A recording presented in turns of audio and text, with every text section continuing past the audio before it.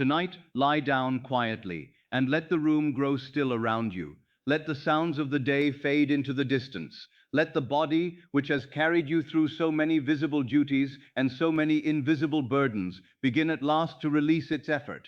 Perhaps the eyes are heavy, perhaps the shoulders are tired. Perhaps the mind, even now, is still moving from one concern to another, turning over a problem that followed you from morning into evening, and now threatens to follow you into sleep. But I ask you to listen gently, because this night need not become another chamber of worry. This night can become a holy place of release. There is something you have been carrying that was never meant to remain clenched within you. A question, a fear, a situation you have examined from every angle, a conversation you have replayed too many times, a circumstance you have tried to solve in imagination, not by entering the end, but by wrestling with every possible difficulty. You have asked what you should do, what may happen, what may go wrong, how it will be repaired, how it will end, whether help will come, whether the door will open, whether the burden will lift, and perhaps the more you have thought, the heavier it has become. But tonight I tell you this, you do not have to solve everything before you sleep. You do not have to hold the whole world together by mental strain. You do not have to remain awake inwardly, guarding every possibility, fearing that if you stop worrying, life will somehow collapse. Life does not depend upon your anxiety. The deeper power within you does not require your unrest in order to act. There is a power greater than the restless surface mind, a power nearer than breathing, closer than thought, more intimate than your own heartbeat. I call it God, not as something remote from you, not as a distant ruler standing apart from your experience, but as the living I am within you, the divine consciousness by which all things are conceived, sustained, and brought forth. Tonight, release the burden into that power. Do not imagine God as far away, waiting to be persuaded by the volume of your distress. God is the very awareness by which you know that you are. God is your own wonderful human imagination, when rightly understood, the creative center within you, the unseen source from which the visible world takes form.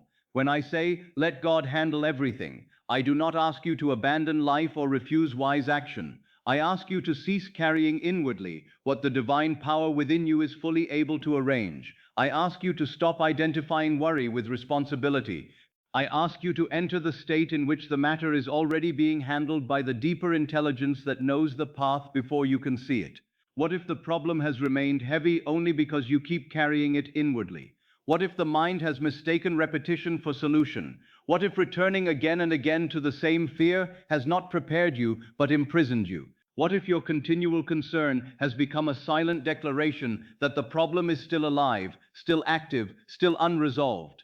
And what if, at this very hour, the first movement toward its dissolution is not more thinking, but release? What if worry is not protection, but interference?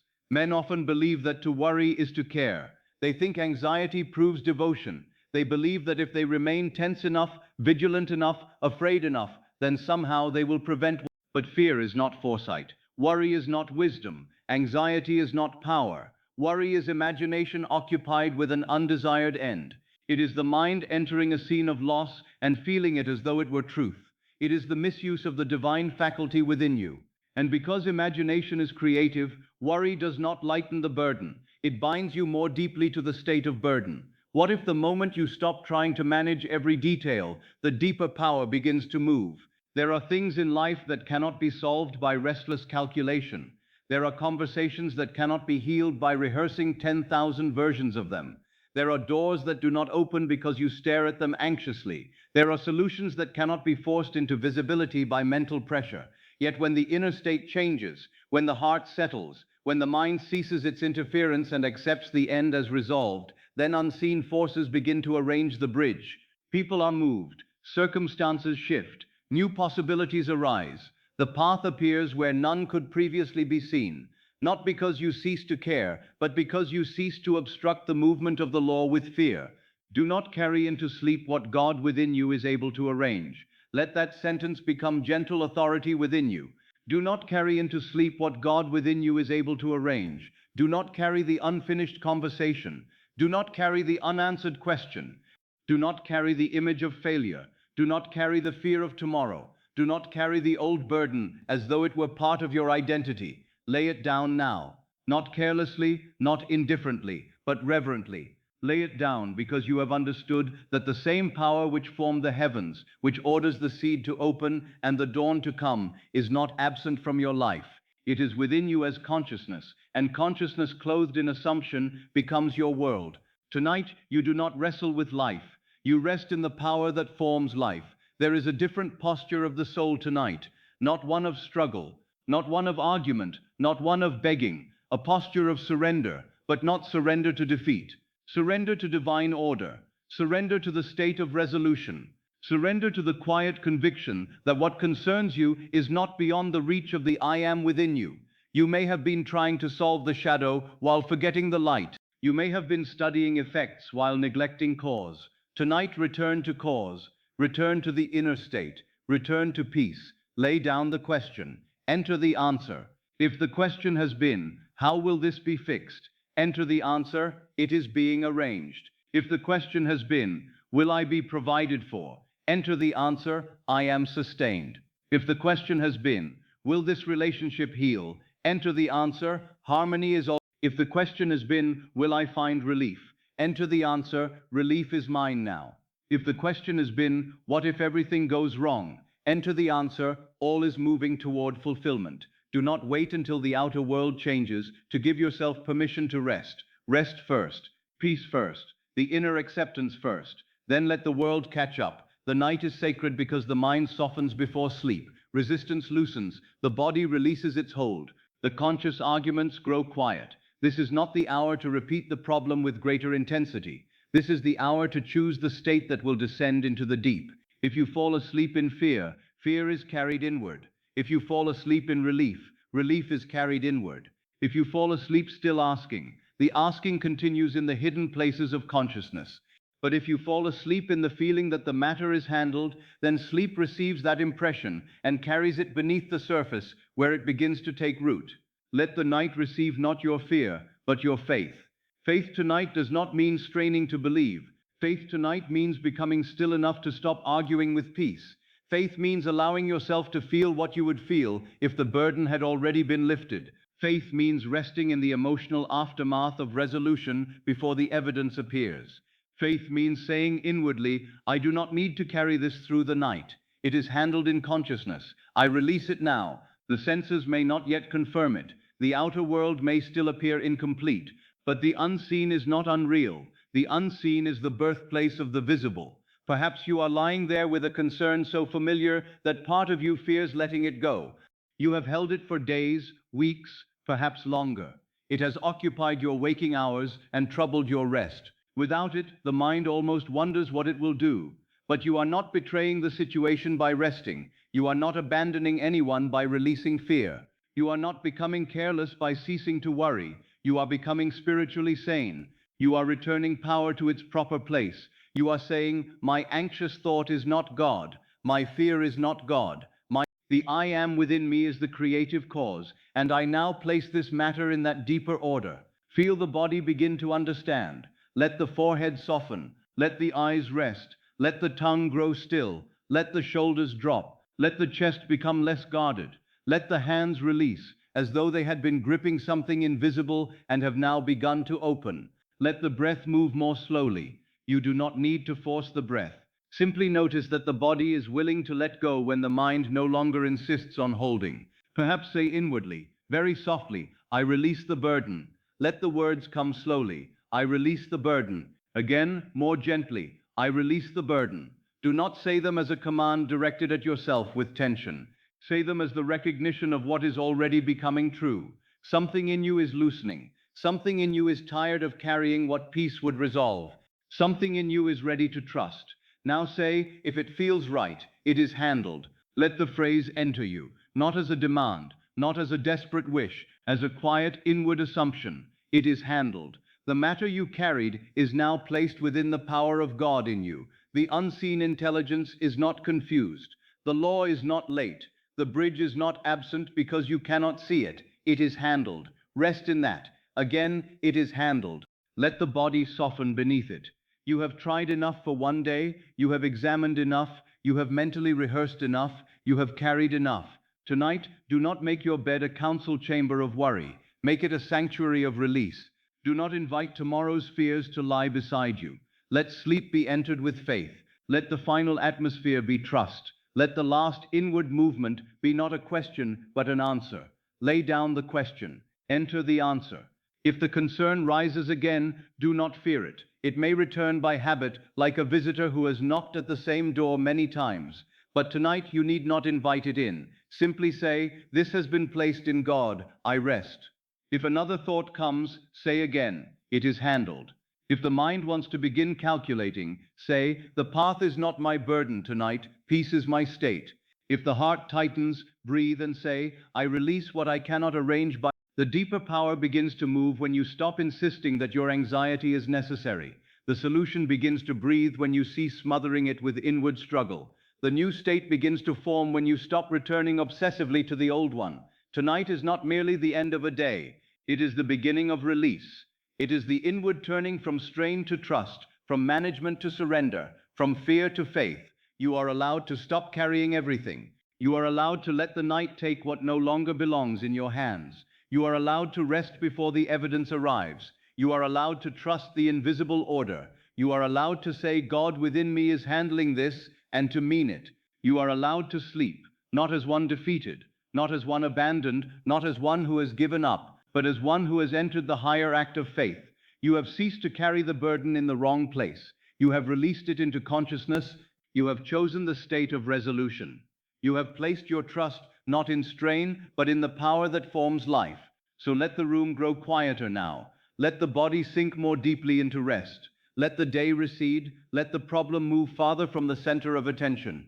It is no longer enthroned within you. It no longer occupies the sacred seat of your imagination. Something greater now occupies that place. Peace, trust, the inward certainty that all is being arranged. Do not carry into sleep what God within you is able to arrange. Tonight you do not wrestle with life. You rest in the power that forms life. Lay down the question. Enter the answer. Let the night receive not your fear, but your faith.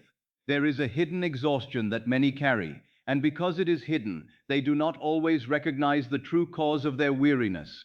They believe they are tired because life is demanding, because circumstances are uncertain, because people are difficult, because answers have not yet appeared. And perhaps all of these things seem true upon the surface, but beneath them lies another burden, quieter and more constant. It is the burden of trying to be the power, the burden of trying to hold the whole structure of life together with the restless movements of the mind. You may know this burden well. It is the conversation replayed long after the other person has gone.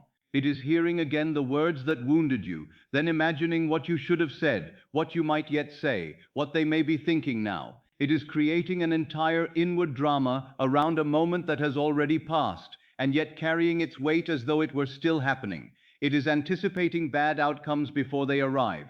It is looking ahead into tomorrow and constructing scenes of disappointment, delay, failure, loss, embarrassment, rejection. It is imagining the answer you fear, the letter you dread, the silence you do not want, the result that troubles you. And then, having created these images, you feel their sorrow now, as though the future had already decided against you. It is trying to calculate every path. If this happens, then I will do that. If they respond this way, if the opportunity does not come, what will I do? If money does not arrive, where will I turn? If the relationship remains unchanged, what then? If this plan fails, what next? The mind wanders through corridor after corridor of possibility, yet finds no rest, because every corridor is built from the assumption that life must be forced into order by personal strain. And so the inner questions continue. What should I do? What if this fails? How will this be fixed? What if I miss the moment? What if no one helps me? What if nothing changes? These questions may seem responsible. They may seem practical. They may seem like evidence that you are alert, serious, and prepared. But often they are not wisdom at all. They are worry repeating itself in the language of duty. They are fear pretending to be planning. They are tension disguising itself as care. You have mistaken worry for responsibility. You have confused tension with care. You have been trying to perform the work of the deeper creative power, and this is why you are tired in ways sleep alone cannot heal. For the body may lie down, yet the mind remains standing, holding invisible ropes, believing that if it lets go, everything will collapse. It believes every outcome depends upon its continual pressure. It believes every person must be mentally managed, every delay inwardly monitored, every future rehearsed. It does not trust life. It does not trust God within. It trusts only its own agitation, and then wonders why peace never comes. But agitation is not power. Worry often appears noble, but it is still imagination occupied with fear. Consider how subtle this is. A mother worries for a child and says, I worry because I love. A man worries over money and says, I worry because I must be responsible. A woman worries over a relationship and says, I worry because this matters to me. Yet love does not, responsibility does not require inner torment. Importance does not require surrendering imagination to disaster. One may care deeply without creating inward scenes of pain. One may act wisely without making anxiety a companion. One may love sincerely without imagining loss over and over again. The anxious mind tries to hold life together. The awakened mind rests in the truth that the inner state is the cause. The anxious mind says, if I do not keep thinking, the awakened mind says, if I keep feeding this with fear, I remain in the state that sustains it. The anxious mind says, I must figure out every step before I can be calm.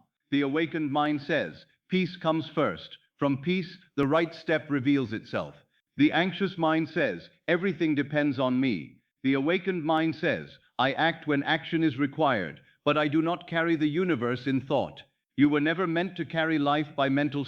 Let that sentence settle deeply. You were never meant to carry life by mental strain. You were given imagination not to imprison yourself in unwanted futures, but to enter states of fulfillment before the world reveals them. You were given consciousness not to become a chamber of endless alarm, but to become the temple in which a new reality is accepted. You were given the power of assumption, not so that you might manage every outer detail, but so that you might inwardly occupy the state from which right details unfold. The burden becomes heavier the more you identify with being its only solution. If you believe you alone must force the answer, then every delay becomes unbearable. If you believe you alone must control another person's heart, then every silence becomes torture. If you believe you alone must map the entire road, then every uncertainty becomes a threat. The problem may already be difficult, but the burden becomes far heavier when you add to it the identity, I must carry this by myself, I must solve it by worrying, I must hold it together or it will fall apart. That identity is exhausting because it is false. You are not abandoned to your own small calculation. You are not a separate creature thrown into a hostile world with no inner authority. The creative power of God is within you as your own I am. The faculty by which you imagine, assume, and feel reality is not weak. It is the very center from which your world is interpreted, selected, and eventually expressed. When you forget this, you cling to anxious thought as though it were the only rope above a chasm. When you remember this, you begin to loosen your grip. Control is often fear wearing the garments of duty. It says, I am only being careful, but underneath it trembles. I am afraid to trust. It says, I am just preparing. But underneath it fears, what if life does not care for me? It says, I must stay on top of everything. But underneath it confesses, I do not believe the deeper power is working unless I remain tense. And so it keeps the body braced, the mind spinning, the heart vigilant, even in hours meant for rest. Tonight, see this gently. Do not condemn yourself. You did what men and women commonly do when they have not yet understood the law. You tried to find safety in control. You tried to earn peace by solving every possible future in advance. You tried to prevent pain by imagining it first. You tried to protect yourself from disappointment by expecting it. But now you see, none of these things brought true security. They only deepened the state of strain. There is a better way. The awakened mind does not become careless. It becomes ordered. It knows that outward action may still be required, but it refuses to let action arise from panic. It knows that decisions may still need to be made, but it does not demand that every possible result be mentally rehearsed before peace is permitted. It knows that conversations may still need to occur, letters may still need to be written, paths may still need to be taken, but the inward state is no longer one of desperation. It is one of quiet trust. It is one of this is being handled. It is one of the right movement will reveal itself. It is one of I am not the anxious mind. I am the consciousness in which the answer is accepted. You have perhaps lived as though worry itself kept life moving, as though your tension was somehow assisting the unfolding of events. But ask yourself honestly, How many times has worry truly solved the matter? How often has it produced clarity? How often has it given the heart rest? More often, has it not repeated the problem until the problem felt larger than before? Has it not made you tired before the day even arrived? Has it not caused you to suffer many imagined endings that never came to pass? The mind rehearses pain and calls it preparation. But suffering in advance is not wisdom. It is bondage to an imagined future. Worry says, let me live through every possibility now. Faith says, let me rest in the end I choose and allow. Worry says, if I release this, I am abandoning it. Faith says, if I release fear, I make room for divine order. Worry says, I must keep the problem alive in thought, so I do not forget it. Faith says, I may remember what must be done without enthroning distress. There is a difference between practical attention and emotional captivity. Practical attention may say, this letter must be answered tomorrow. Emotional captivity says, let me replay the situation all night until I am afraid of morning. Practical attention may say, I will make the necessary call. Emotional captivity says, let me imagine 10 terrible outcomes before I ever speak. Practical attention may say, I will act wisely. Emotional captivity says, I cannot rest until everything is externally certain. Tonight, you are invited to release emotional captivity. You may still care. You may still be responsible. You may still act when action becomes natural and clear. But you need not burn the night in anxious imagination. You need not sit inwardly beside the problem, as though your constant unrest were required for its existence. You may bless the matter and withdraw from fear. You may enter the state of resolution before the outer arrangement appears. You may let God within handle what your anxious mind cannot settle by repetition. You were never meant to carry life by mental strain. The burden becomes heavier the more you identify with being its only solution. Control is often fear wearing the garments of duty. Let these truths unmask the exhaustion you have accepted as normal. Let them expose the old habit kindly, without shame. Let them show you why you have felt so weary, not merely in body but in spirit. You have been standing inwardly, where no one was asked to stand forever. You have been keeping watch over imagined disasters. You have been gripping outcomes not yet formed. You have been trying to act as the power instead of trusting the power. But now, as the room grows quieter, you may step down from that false throne. You do not need to govern life by worry. You do not need to hold every person, every timing, every path, every possibility in your clenched imagination. You may say, I release the responsibility of being the power. I return to the power within me. You may say, I do not need to know every step tonight. You may say, the deeper intelligence that formed this desire also knows its fulfillment. Let the body receive that permission. Let the shoulders release another degree. Let the mind pause from its calculations. Let the heart stop trying to outrun every future. Let the inward questions grow softer. What should I do? If there is something to do, it will be made known. What if this fails?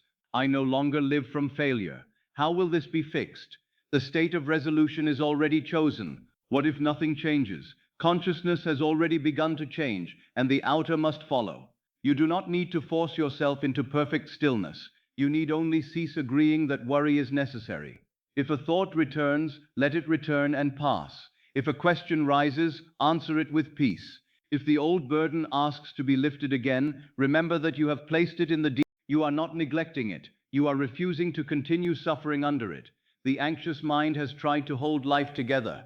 Tonight, let it rest. The awakened mind knows that the inner state is the cause. The awakened mind knows that peace is not irresponsibility. The awakened mind knows that allowing God within to handle the matter is not weakness, but a higher use of imagination. So let this be the hour in which you stop trying to be the power. Let this be the hour in which you cease mentally managing every person, every delay, every possibility. Let this be the hour in which you allow the burden to leave your inward grip. Let this be the hour in which the heart whispers, I have carried enough, now I rest in God. And as you rest, know that rest itself is a new state. Peace itself is a new assumption. Release itself is a sacred act. You are no longer rehearsing the problem. You are no longer declaring through worry that it remains unresolved. You are beginning to enter the state in which it is handled. And from that state, life must eventually speak a new word. Worry is not passive. Worry is not merely something that happens to you when circumstances appear uncertain. Worry is an act of imagination. It is imagination moving in a direction you do not desire, clothed with feeling, repeated until the body responds as though the feared condition were already true. This is why worry feels so heavy. You are not only thinking about a problem, you are entering the state of the problem. You are living inwardly in a reality you do not want, and because you feel it, the whole being begins to accept its atmosphere. Worry is imagination kneeling before fear.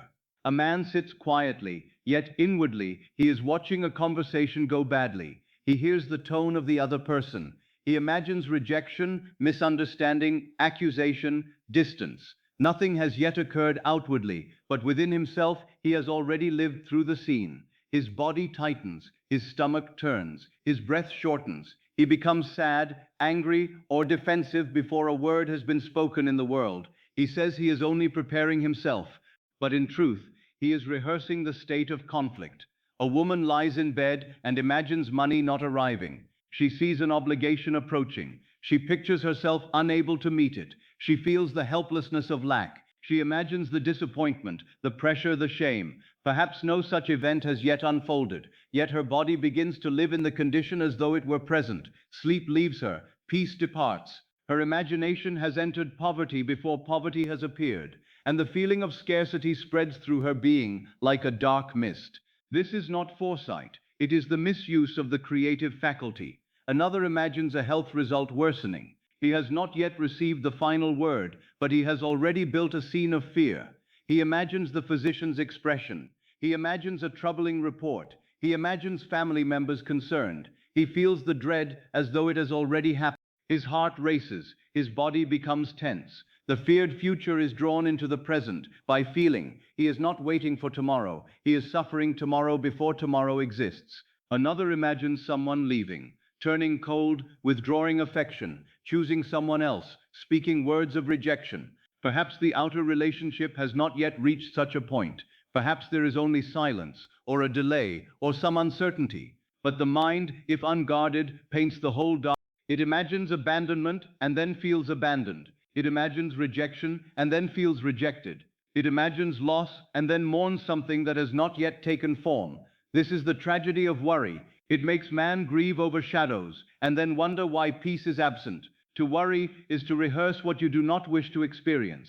You must understand this deeply. Worry is imagination with a negative intention, though the worrier does not call it intention. He says, I do not want, yet he gives his imagination to it. He says, I fear this outcome, yet he inwardly dramatizes it in detail. He says, I hope this never comes, yet he feels it so vividly that for a time it becomes more emotionally real than the fulfilled state. And what the imagination accepts with feeling becomes the atmosphere of consciousness. Imagination is the creative faculty. It is not a toy. It is not a powerless flicker of the mind. It is the very faculty by which states are entered. What you imagine and feel as real, you temporarily become. When imagination is directed by fear, it produces fear-filled states. When imagination is directed by faith, it produces peace-filled states. The faculty itself does not judge. It does not say, this scene is good, I shall create it, or this scene is harmful, I shall reject it. Imagination receives direction from consciousness. It takes the state you occupy and gives it life inwardly. Therefore, you must learn to govern it lovingly and wisely. When worry arises, ask not only, what am I afraid of, but also, what am I imagining? For worry almost always comes with a scene, even if fleeting. It may be a sentence inwardly heard. It may be a facial expression inwardly seen. It may be an image of an empty chair, an unanswered letter, a disappointing figure, a closed door, a body weakened, a dream denied.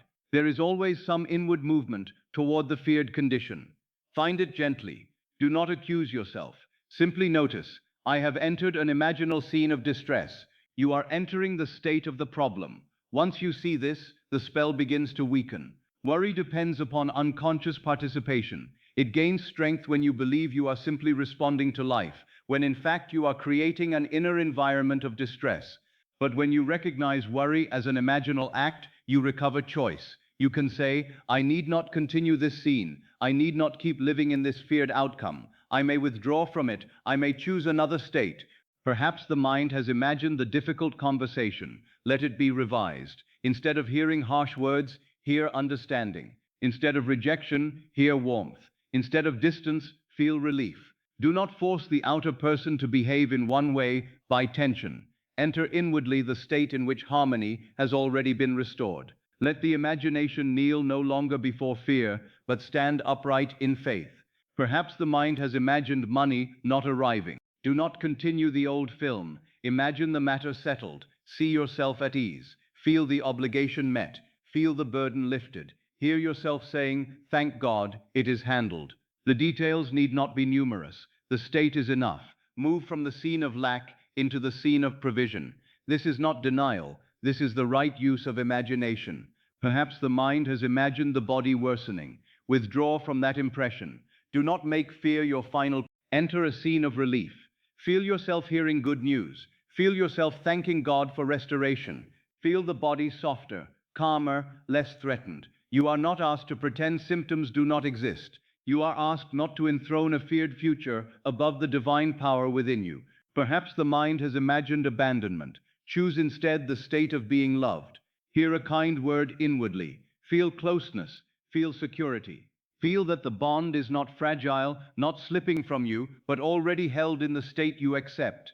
When imagination is directed by faith, it does not become idle fantasy. It becomes the deliberate occupation of a desired state. Worry is deeply persuasive because it disguises itself as realism. It says, "I am only facing facts." But many of the things it imagines are not facts at all. They are possibilities believed in through fear. Worry says, this. Faith says, another outcome is possible, and I choose the end that corresponds to my desire. Worry says, prepare for pain. Faith says, enter peace now, and let peace shape the unfolding. Worry says, you must stay alert to danger. Faith says, you may remain awake in consciousness without dwelling in catastrophe. There is a difference between intelligent attention and fearful imagination. If a practical action must be taken, take it from peace. If a letter must be answered, answer it. If a physician must be seen, go. If a conversation must occur, let it occur. But do not add to practical action the poison of endless inward rehearsal. Action taken from clarity is different from thought repeated in fear. One may serve life, the other serves anxiety. To worry is to rehearse what you do not wish to experience.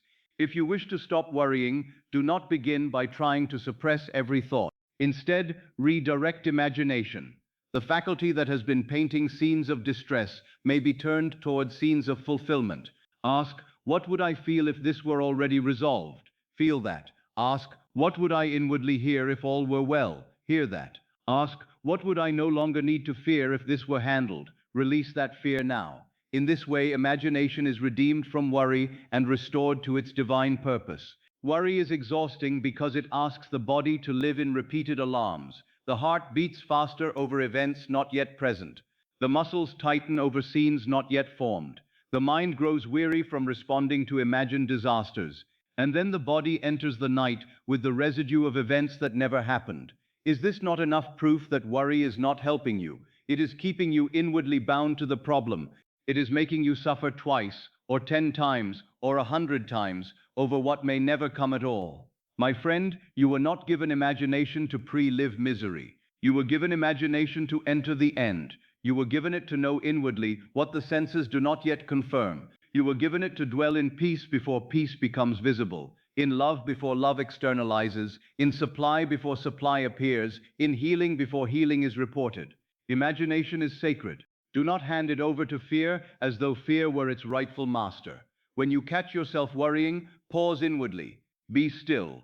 Ask, what scene am I accepting? Then gently withdraw. Say, I do not continue this. Let the scene dim. Let the body breathe. Let another state arise. Perhaps you need no picture at all. Only the feeling, it is handled. Let relief enter. Let the mind stop pressing forward. Let the heart come back from the imagined future into the peace of present assumption. Worry is imagination kneeling before fear. Faith is imagination resting in fulfillment. Worry builds inner chambers of distress. Faith prepares inward rooms of peace. Worry speaks from the assumption of danger. Faith speaks from the assumption of divine order. Worry says, I must keep this alive in thought. Faith says, I release it into the power within me. And so tonight, if any feared future has been rehearsed too often, let it end here. Do not carry it deeper. Do not offer it to sleep as your final image. The world does not need another repetition of fear from you. Let the night receive a different impression. Let it receive the feeling of resolution. Let it receive the scene of peace. Let it receive the quiet knowing that what concerns you is already being arranged by the deeper power within. You are not merely thinking about the problem, you are entering the state of the problem. Therefore, choose carefully what state you enter before sleep. To worry is to rehearse what you do not wish to experience. Therefore, rehearse no more what you would be grateful never to meet. Worry is imagination kneeling before fear.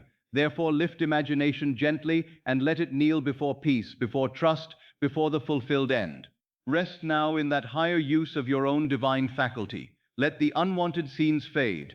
Let the body release what it never needed to carry. Let imagination become calm. Let it grow holy again. Let it show you not the terror of what might go wrong, but the softness of what is already being made right. Worry is not passive. Worry is not merely something that happens to you when circumstances appear uncertain. Worry is an act of imagination. It is imagination moving in a direction you do not desire, clothed with feeling, repeated until the body responds as though the feared condition were already true. This is why worry feels so heavy. You are not only thinking about a problem, you are entering the state of the problem. You are living inwardly in a reality you do not want. And because you feel it, the whole being begins to accept its atmosphere. Worry is imagination kneeling before fear. A man sits quietly, yet inwardly, he is watching a conversation go badly. He hears the tone of the other person. He imagines rejection, misunderstanding, accusation, distance. Nothing has yet occurred outwardly, but within himself he has already lived through the scene. His body tightens, his stomach turns, his breath shortens. He becomes sad, angry, or defensive before a word has been spoken in the world. He says he is only preparing himself, but in truth he is rehearsing the state of conflict. A woman lies in bed and imagines money not arriving. She sees an obligation approaching. She pictures herself unable to meet it. She feels the helplessness of lack. She imagines the disappointment, the pressure, the shame. Perhaps no such event has yet unfolded, yet her body begins to live in the condition as though it were present. Sleep leaves her, peace departs. Her imagination has entered poverty before poverty has appeared, and the feeling of scarcity spreads through her being like a dark mist. This is not foresight, it is the misuse of the creative faculty. Another imagines a health result worsening. He has not yet received the final word, but he has already built a scene of fear. He imagines the physician's expression. He imagines a troubling report. He imagines family members concerned. He feels the dread as though it has already. His heart races, his body becomes tense. The feared future is drawn into the present by feeling. He is not waiting for tomorrow. He is suffering tomorrow before tomorrow exists. Another imagines someone leaving, turning cold, withdrawing affection, choosing someone else, speaking words of rejection. Perhaps the outer relationship has not yet reached such a point. Perhaps there is only silence, or a delay, or some uncertainty. But the mind, if unguarded, paints. It imagines abandonment, and then feels abandoned. It imagines rejection, and then feels rejected. It imagines loss, and then mourns something that has not yet taken form. This is the tragedy of worry. It makes man grieve over shadows, and then wonder why peace is absent. To worry is to rehearse what you do not wish to experience. You must understand this deeply. Worry is imagination with a negative intention. Though the worrier does not call it intention, yet he gives his imagination to it. He says, I fear this outcome, yet he inwardly dramatizes it in detail. He says, I hope this never comes, yet he feels it so vividly that for a time it becomes more emotionally real than the fulfilled state. And what the imagination accepts with feeling becomes the atmosphere of consciousness. Imagination is the creative faculty. It is not a toy. It is not a powerless flicker of the mind. It is the very faculty by what you imagine and feel as real, you temporarily become. When imagination is directed by fear, it produces fear-filled states. When imagination is directed by faith, it produces peace-filled states. The faculty itself does not judge. It does not say, this scene is good, I shall create it, or this scene is harmful, I shall reject it. Imagination receives direction from consciousness. It takes the state you occupy and gives it life inwardly. Therefore, you must learn to govern it lovingly and wisely. When worry arises, ask not only, what am I afraid of, but also what am I imagining? For worry almost always comes with a scene, even if fleeting. It may be a sentence inwardly heard. It may be a facial expression inwardly seen. It may be an image of an empty chair, an unanswered letter, a disappointing figure, a closed door, a body weakened, a dream denied. There is always some. Find it gently. Do not accuse yourself. Simply notice, I have entered an imaginal scene of distress. You are not merely thinking about the problem. You are entering the state of the problem. Once you see this, the spell begins to weaken. Worry depends upon unconscious participation. It gains strength when you believe you are simply responding to life, when in fact you are creating an inner environment of distress. But when you recognize worry as an imaginal act, you recover choice. You can say, I need not continue this scene. I need not keep living in this feared outcome. I may withdraw from it. I may choose another state. Perhaps the mind has imagined the difficult conversation. Let it be revised. Instead of hearing harsh words, hear understanding. Instead of rejection, hear warmth. Instead of distance, feel relief. Do not force the outer person to behave in one way by tension. Enter inwardly the state in which harmony has already been. Let the imagination kneel no longer before fear, but stand upright in faith. Perhaps the mind has imagined money not arriving. Stop there. Do not continue the old film. Imagine the matter settled. See yourself at ease.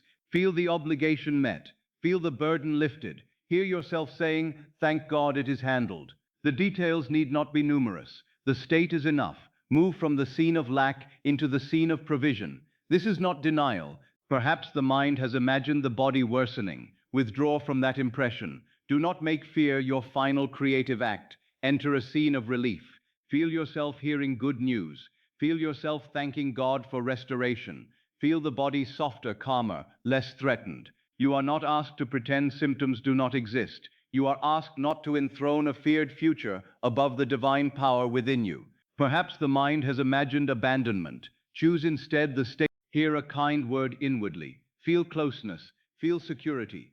Feel that the bond is not fragile, not slipping from you, but already held in the state you accept. When imagination is directed by faith, it does not become idle fantasy. It becomes the deliberate occupation of a desired state. Worry is deeply persuasive because it disguises itself as realism. It says, I am only facing facts. But many of the things it imagines are not facts at all. Worry says, this could happen. Faith says, another outcome is possible, and I choose the end that corresponds to my desire. Worry says, prepare for pain. Faith says, enter peace now, and let peace shape the unfolding. Worry says, you must stay alert to danger. Faith says, you may remain awake in consciousness without dwelling in catastrophe. There is a difference between intelligent attention and fearful imagination. If a practical action must be taken, take it from peace. If a letter must be answered, answer it. If a physician must be seen, go. If a conversation must occur, let it occur. But do not add to practical action the poison of endless inward rehearsal. Action taken from clarity is different from thought repeated in fear.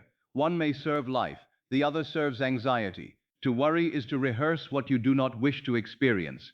If you wish to stop worrying, do not begin by trying to suppress every thought. Suppression often creates struggle. Instead, redirect imagination. The faculty that has been painting scenes of distress may be turned towards scenes of fulfillment. Ask, what would I feel if this were already resolved? Feel that. Ask, what would I inwardly hear if all were well? Hear that. Ask, what would I no longer need to fear if this were handled? Release that fear now.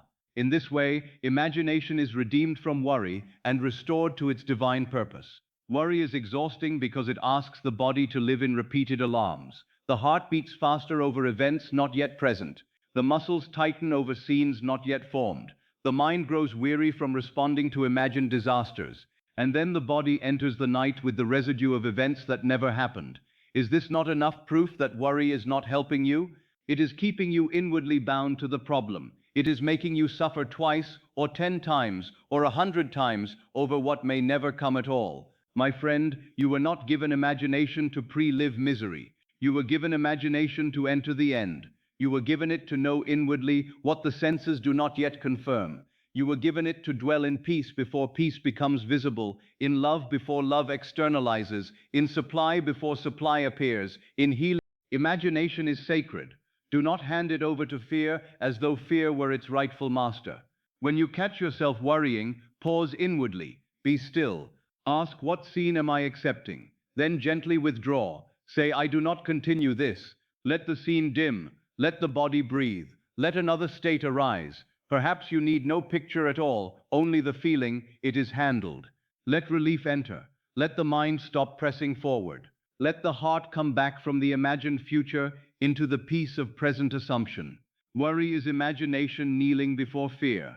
Faith is imagination resting in fulfillment. Worry builds inner chambers of distress. Faith prepares inward rooms of peace. Worry speaks from the assumption of danger. Faith speaks from the assumption of divine order. Worry says, I must keep this alive in thought. Faith says, I release it into the power within me. And so tonight, if any feared future has been rehearsed too often, let it end here. Do not carry it deeper. Do not offer it to sleep as your final image. The world does not need another repetition of fear from you. Let the night receive a different impression. Let it receive the feeling of resolution. Let it receive the scene of peace. Let it receive the quiet knowing that what concerns you is already being arranged by the deeper power within. You are not merely thinking about the problem. You are entering the state of the problem. Therefore, choose carefully what state you enter before sleep. To worry is to rehearse what you do not wish to experience. Therefore, rehearse no more what you would be grateful never to meet. Worry is imagination kneeling before fear. Therefore, lift imagination gently and let it kneel before peace, before trust, before the fulfilled end. Rest now in that higher use of your own divine faculty. Let the unwanted scenes fade. Let the body release what it never needed to carry. Let imagination become calm. Let it grow holy again. Let it show you not the terror of what might go wrong, but the softness of what is already being made right. Most people spend their lives trying to rearrange circumstances while never noticing the state from which they are rearranging them. They see a difficulty and immediately rush toward the outer condition. They ask, what must I change? What must I say? What must I do? Whom must I convince? Which path must I force open? They look upon the world of facts as though facts were first, as though circumstances were causes in themselves, as though the visible condition had appeared without ever being preceded by an invisible state. But I tell you, circumstances are effects, states are causes. The outer world is the shadow cast by consciousness. And if the shadow troubles you, do not spend your life wrestling with the wall. Turn instead to the light that casts. Do not solve the shadow. Enter the state that casts a new one. This is the great shift, not from inaction to action, but from outer obsession to inner causation, not from responsibility to carelessness, but from mental struggle to spiritual authority. The question is not first, how do I fix this? The deeper question is, who would I be if this were already handled? That question turns the mind away from panic and toward power. It moves consciousness from the problem into the state of resolution. It asks you not to analyze the prison bars, but to enter the consciousness of freedom. It asks you not to rehearse the sickness, but to receive the inward sensation of wholeness. It asks you not to argue endlessly with delay, but to rest in the emotional atmosphere of fulfillment. The circumstance is not first, the state is first. If money were handled, what would you feel? You would feel relief. Perhaps the breath would deepen. Perhaps the chest would loosen. Perhaps the mind would stop calculating for a moment. There would be a quiet inward sentence, not forced, but natural. Thank God, it is taken care of. You would not be straining toward provision. You would be resting from within provision. Then that feeling, if accepted as real, becomes the state. And the state, being cause, begins to produce its corresponding world. If the relationship were healed, what would you feel? You would feel peace. Not the feverish excitement of one still begging for reconciliation, but the softness of one who no longer expects pain. You would stop rehearsing conflict. You would no longer listen inwardly for rejection. You would imagine harmony as though it already lived between you. You might hear a kind voice, see a tender expression, feel the ease of being understood. That peace is not a distant reward. It is the state to be occupied now. Feel from the healed condition, not toward it. If health were restored, what would you feel? Gratitude, ease, perhaps quiet astonishment, perhaps the simple joy of moving without fear, breathing without anxiety, awakening without immediately consulting the old condition. You would not spend the night asking, when will I be well? You would sleep as one already sheltered by the state of restoration. You would let the body receive the inward atmosphere of wholeness. You would not force health by mental pressure. You would dwell in the state in which health is natural. If the situation were settled, you would sleep differently. You know this. A problem feels unresolved not merely because of its outer form, but because it remains emotionally unfinished within you. It keeps calling for your attention. It wakes you in the night. It interrupts moments of quiet. It reappears in the mind because inwardly you have not yet consented to its completion. You are still standing in the scene of uncertainty. You are still carrying the unfinished question. But when, in consciousness, the matter feels handled, sleep changes. The body no longer lies down with the same tension. The mind no longer circles the same fear. Something has ended inwardly, even if the outer world has not yet announced it.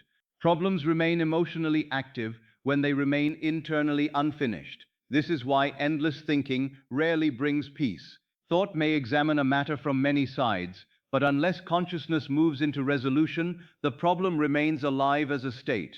One can think about money all night and still feel poor. One can think about love endlessly and still feel abandoned. One can think about health constantly and still feel afraid. One can think about a decision until dawn and still feel unresolved. The mind believes it is searching for an answer, but often it is merely circling the same state. It is studying the shadow without changing the source of light. Completion begins inwardly. This is one of the most liberating truths you will ever understand. You do not wait for the outer world to give you permission to feel complete. You accept completion within, and the outer world begins to conform. You do not wait until the check arrives before feeling relieved. Relief assumed now is part of the state that makes provision possible. You do not wait until the apology comes before feeling peace. Peace assumed now is part of the state that calls forth harmony. You do not wait until the body confirms change before entering gratitude. Gratitude assumed now is part of the state in which restoration externalizes. You do not wait until every detail is settled before sleeping like one at rest. Rest itself is the sign that you have entered the resolved state. Feel from the solved condition, not toward it. There is a profound difference. To feel toward it is still to remain separate from it. It is to stretch from lack toward fulfillment. It is to say, I will be relieved when this is fixed. I will be peaceful when this person changes. I will be grateful when the body proves it. I will rest when circumstances permit. But to feel from the solved condition is to reverse the order. You begin where you desire to end. You inhabit the emotional atmosphere that would naturally follow fulfillment. You enter the aftermath of answered prayer. You become inwardly what you would be if the outer answer stood before you now. Ask yourself gently, who would I be if this were already handled? Would you still repeat the same complaint? Would you still imagine the same feared outcome? Would you still check the same circumstance with nervous urgency? Would you still carry the same tightness through the body? Or would there be a subtle dignity in you, a calmness, a release, a softness in the breath, a quiet faith that does not need to inspect the problem every hour? That version of you is not a future person waiting beyond the horizon. That version of you is a state available now. Enter it, wear it, sleep in it, let it become familiar. Suppose a man is burdened by debt. He asks, how do I pay this? Where will the money come from? What if the answer does not appear? These questions may arise naturally, but if he lives in them, yet if he asks, who would I be if this were already resolved? A different atmosphere appears. He would feel lighter. He would sleep with less tension. He would no longer see himself as cornered. He would perhaps hear inwardly the words, everything is cleared. He would feel the relief of no longer being pursued by the problem. That relief is not foolish, it is creative. He must learn to occupy it, not because he denies the present appearance, but because he knows the circumstance is effect and the state is cause. Suppose a woman is troubled by a strained relationship. She repeats inwardly, why have they not spoken? What do they think? What if this ends badly? She may spend hours managing an absent conversation. But if she asks, who would I be if harmony were already restored? She may feel a quiet peace. She may imagine the warmth of reconciliation. She may feel herself no longer waiting for proof of love, but resting in the state of love accepted. The outer relationship may not change in the next instant, yet inwardly she has ceased feeding the state of separation. She has entered another state, and states once occupied seek expression. Suppose one fears a medical outcome. The mind leaps ahead, paints dark possibilities, rehearses sorrow. But ask, Who would I be if this were already handled? Perhaps there would be gratitude. Perhaps there would be a sense of being upheld. Perhaps there would be a deep exhale, and the inward words, I am safe.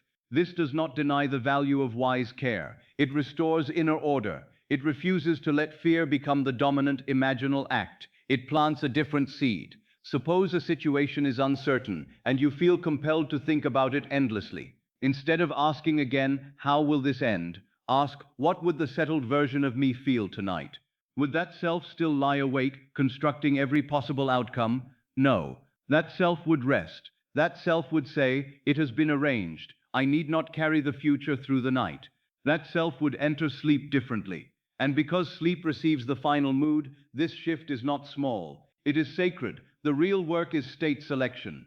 You may be tempted to return to problem management because it feels active. It gives the restless mind something to do. It seems more responsible than resting in completion. But the law does not respond merely to activity. It responds to consciousness. A man may work outwardly with great effort while inwardly occupying defeat. Another may act only when necessary, yet inwardly rest in victory. The outer appearance of effort is not the cause. The inner state is the cause. Therefore, do not be deceived by the glamour of strain. Choose the state. The circumstance is not first. The state is first.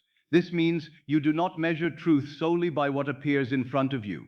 You measure the new direction by the state you are willing to accept. The circumstance before you may be the expression of yesterday's consciousness, but tonight you may choose another state. Tonight you may say, I no longer identify with the unsolved condition. I identify with resolution. Tonight you may feel the emotional aftermath of fulfillment and allow it to become more real than the agitation that came before it. Tonight you may let the body sleep from the answer rather than from the question. Do not solve the shadow. Enter the state that casts a new one. The problem may whisper, think of me again, analyze me again, fear me again. But you now know another way. You may acknowledge that an outer matter exists without making it your inward home. You may say, this has appeared, but it is not the state I choose to occupy. Then turn inward. Ask, if this were done, what would I feel? Receive that feeling. Stay with it a little longer. Let it deepen. Let the shoulders drop. Let the breath soften. Let the mind taste completion. There, in that shift, the true work is already underway. One must assume the emotional aftermath of resolution. Do not merely imagine that a problem disappears. Feel how you would be after it disappeared. Do not merely imagine receiving the letter. Feel the calm that follows receiving it. Do not merely imagine reconciliation. Feel the peace that comes after harmony has been restored. Do not merely imagine money arriving. Feel the freedom that follows provision. Do not merely imagine healing. Feel the gratitude of one whose body is no longer feared. The aftermath is powerful because it implies completion. It tells consciousness, this is no longer pending, this is fulfilled. And because the listener comes here at night, perhaps weary from the day, I say this with tenderness. You do not need to solve everything before you sleep. You need to choose the state in which everything is already being handled. There is a great difference. One keeps the mind awake in struggle. The other invites the whole being into rest. One says, I am alone with the problem. The other says, I am inwardly one with the answer. One magnifies the burden. The other releases it into the creative depth of consciousness. Let the question change tonight. Not, how do I fix this? But, who would I be if this were already handled? And then become that one inwardly. Be the relieved one. Be the peaceful one. Be the grateful one. Be the rested one. Be the one who does not carry the future through the night. Be the one who has accepted the answer within. Feel from the solved condition, not toward it. The circumstance is not first. The state is first. Do not solve the shadow. Enter the state that casts a new one. And as you lie here now, let one burden in particular come gently to mind. Not so that you may worry over it again, but so that you may ask a new question about it. If this were already handled, who would I be? What would I feel? How would I breathe? How would my body rest? What thought would no longer need repeating? What quiet word would rise in me? Let the answer come not as logic, but as feeling. Let relief appear. Let calm arise. Let a deep inward yes begin to form. Stay there. That is the state. That is the work. That is where the new world begins. There is a feeling that comes when the burden is no longer being carried in the old way. It is not always dramatic. It does not always arrive with tears, with sudden ecstasy, or with some grand sensation that overwhelms the body. Often the truest surrender feels simple, quiet, almost ordinary. And because it is so gentle, many fail to recognize its power. They expect divine trust to feel like thunder, when in truth it may feel like a soft exhale in the dark. It may feel like the mind finally ceasing to chase the same troubled thought. It may feel like the body, which had been braced against tomorrow, beginning at last to rest. This is the feeling of, it is handled, not, perhaps it will be handled, not, I hope somehow it may work out, not, I must keep pushing until it is handled, but the inward impression that the matter has already been placed in a deeper order, that it is no longer yours to carry through fear, that God within you, the creative I am, has received the end you have chosen and is already arranging the path in silence. Relief is the perfume of a burden released. You know relief when it appears. The jaw unclenches. The teeth no longer press together as though preparing for battle. The shoulders which had been lifted without your noticing begin to drop. The chest softens. The breath, once shallow and hurried, deepens almost by itself. There is a sense that something invisible has been lifted from you, not because the outer evidence has yet changed, but because the inward responsibility to remain afraid has been relinquished. Perhaps for hours, or days, or weeks, you have been holding a question within yourself. How will this be resolved? What if it turns against me? What if I am not helped? What if I lose what matters? What if I cannot endure the outcome? That inner questioning tightens the whole being. It creates a subtle forward lean in consciousness, as though the mind is always reaching into tomorrow, always searching ahead, always trying to arrive before the moment arrives. But when the feeling of it is handled enters, the mind no longer leans forward in the same way. It begins to come back home. It stops running ahead of itself. It settles. Peace is the feeling of an answer already accepted. This peace is not indifference. It is not the coldness of one who no longer cares. It is the tenderness of one who cares so deeply that he refuses to contaminate his desire with fear. It is the gentleness of one who says, I will not keep placing this matter in the hands of anxiety. I will place it in the hands of the divine power within. It is the quiet dignity of inward trust. The matter still matters, but worry no longer reigns over it. Love remains, desire remains, responsibility remains where it is appropriate. But the fever of control begins to fade. The body sinking into the bed may tell you more than your thoughts can. When the body had believed it must stay alert, it resisted rest. Even while lying down, it was inwardly standing.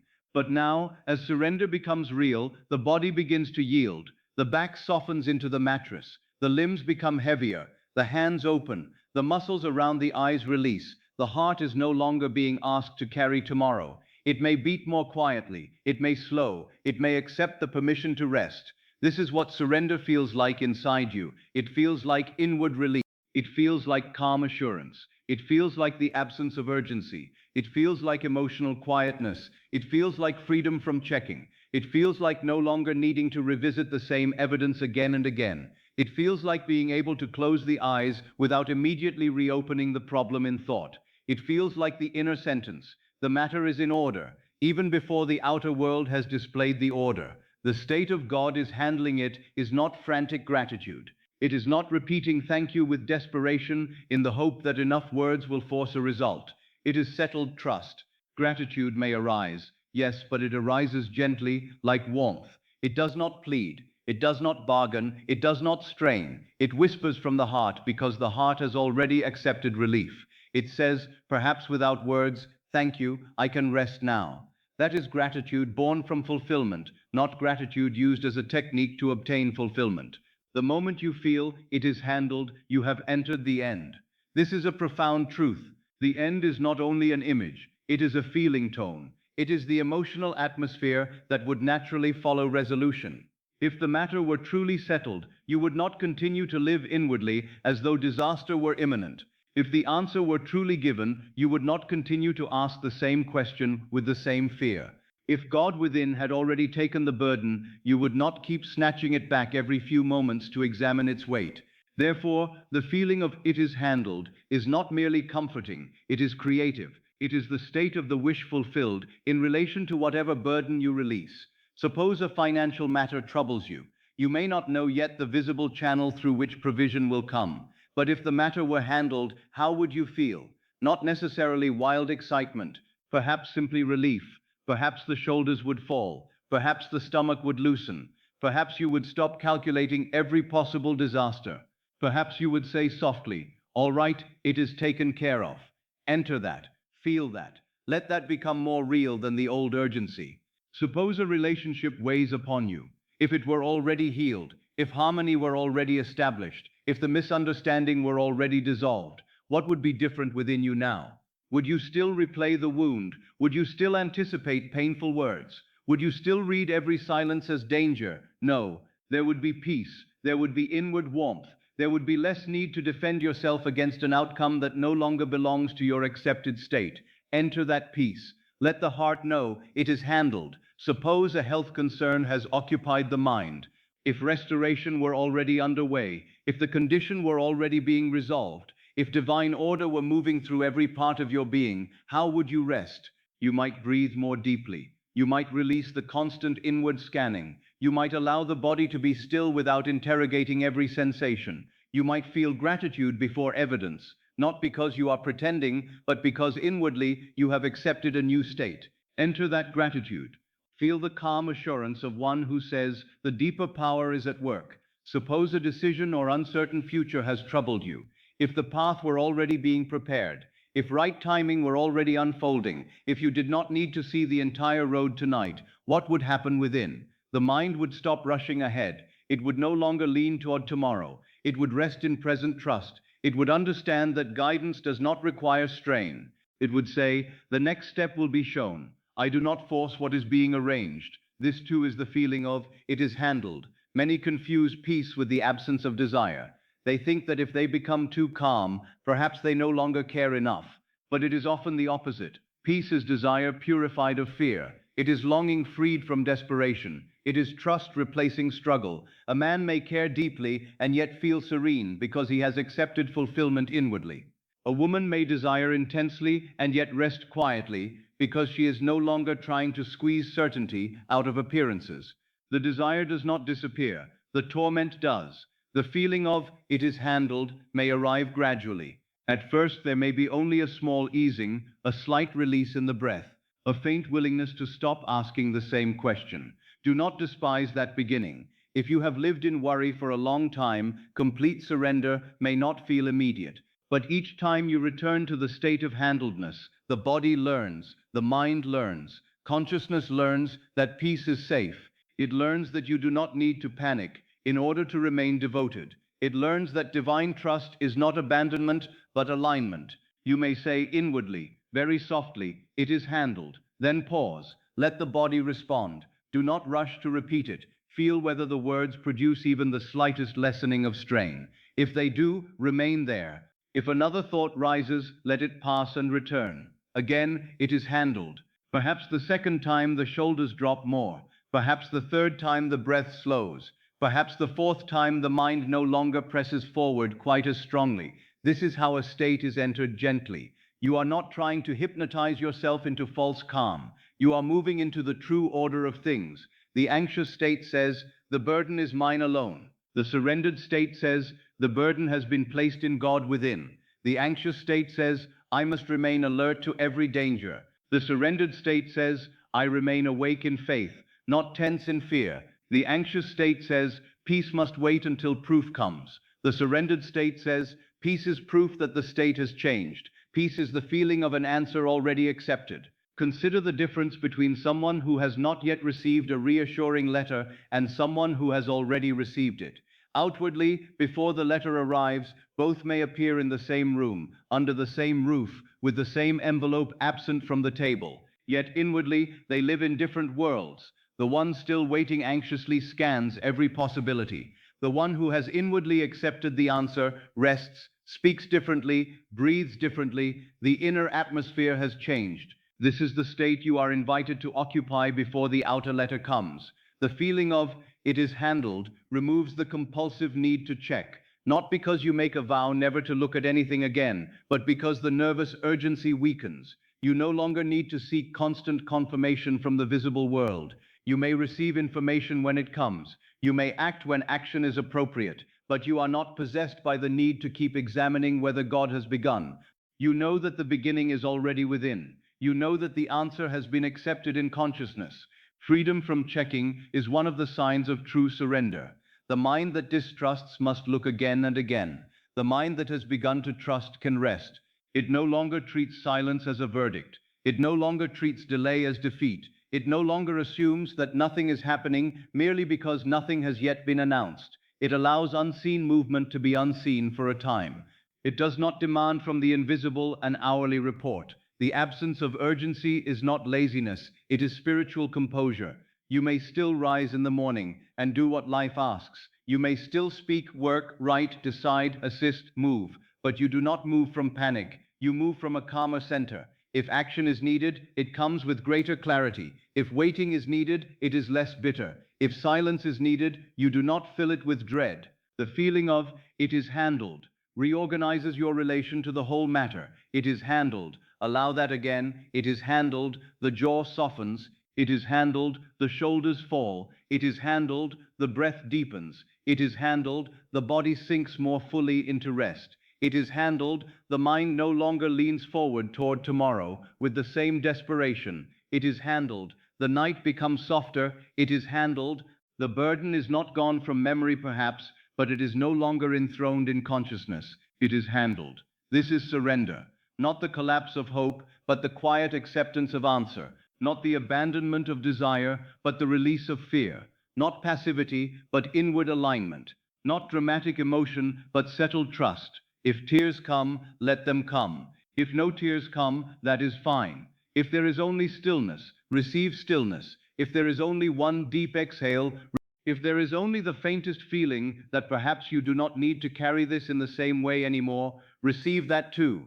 The fulfilled state does not always shout its arrival. Sometimes it enters like dawn, silently brightening what had been dark. The moment you feel it is handled, you have entered the end. So remain there as best you can, without force. Let that feeling become the bed upon which the mind rests. Let it be the final atmosphere you carry toward sleep. Let it be the quiet truth beneath whatever concern had troubled you. The matter is not yours to carry through fear. It has been placed in a deeper power. God within is not idle. The law is not absent. The answer is not lost. It is handled in consciousness, and what is accepted within moves toward expression without. Relief is the perfume of a burden released. Peace is the feeling of an answer already accepted. The moment you feel it is handled, you have entered the end. The question how has its proper place in ordinary affairs. If a man is building a house, he may ask how the stones should be laid. If a woman is preparing a meal, she may ask how long it should remain upon the fire. If you must travel from one town to another, you may ask which road is suitable. In such matters, the question serves action. It gives form to practical movement. But spiritually, when the heart has accepted a desire and the mind asks again and again, how will this happen? The question is often no longer wisdom. It is doubt wearing the mask of reason. It is fear seeking permission to remain. It is the old state refusing to rest until it has been shown every step in advance. It is the anxious mind standing outside the fulfilled state and demanding a map before it will enter. The mind asks how, because it has not yet consented to rest. Notice what happens when you repeatedly ask, how will the money come? Beneath the words is often the confession, I do not yet believe I am provided for. The mind scans every visible avenue. It examines one possibility, rejects another, worries over a third. It tries to build a bridge from the present burden to the desired answer, but because it begins from burden, every imagined route carries strain. It does not ask from fullness, it asks from lack. And therefore the question itself prolongs the state of not having. How will the money come? How will this relationship change? How will this opportunity arise? How will I heal? How will the situation resolve? If these questions arise occasionally, do not fear them. But if they become the constant language of your inner world, then you remain bound to the unsolved condition. You postpone peace until a visible path appears. You say inwardly, I will rest when I understand the route. I will trust when I see the evidence. I will believe when the world reveals the means. But this reverses the law. The inner state is first. The path follows. The path is not your burden. The state is your responsibility. This does not mean you become foolish, indifferent, or inactive. It means you understand the order of creation. The conscious mind sees only familiar routes. It sees only what has happened before, what has been attempted before, what appears reasonable according to past experience. It judges possibilities by memory. It measures desire by precedent. It says, this can happen only through that person, that event, that timing, that door. But divine intelligence is not limited to the roads your reasoning mind already knows. It arranges bridges beyond personal calculation. It opens channels the conscious mind would never have devised. It connects events, people, conversations, delays, interruptions, invitations, and seeming accidents into a path that leads with precision to the accepted end. You do not see the entire route from the beginning because you are not asked to construct the entire route. You are asked to occupy the destination inwardly. Do not demand the bridge while refusing to occupy the destination. A man desires provision, yet refuses to feel relieved until he knows the specific source. He says, show me the channel, and then I will trust. But trust is precisely the state that allows unseen channels to appear. A woman desires reconciliation, yet asks endlessly, how will this person change? What will make them speak? What event will soften them? She remains tied to the old picture because she studies the mechanism instead of inhabiting the harmony.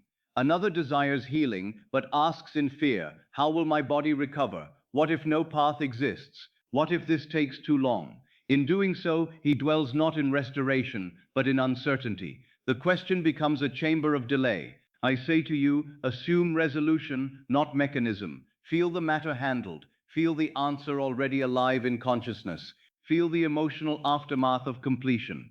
If money were already provided, you would not be burdened by the question of its route. If harmony were already restored, you would not be consumed by the method of its arrival.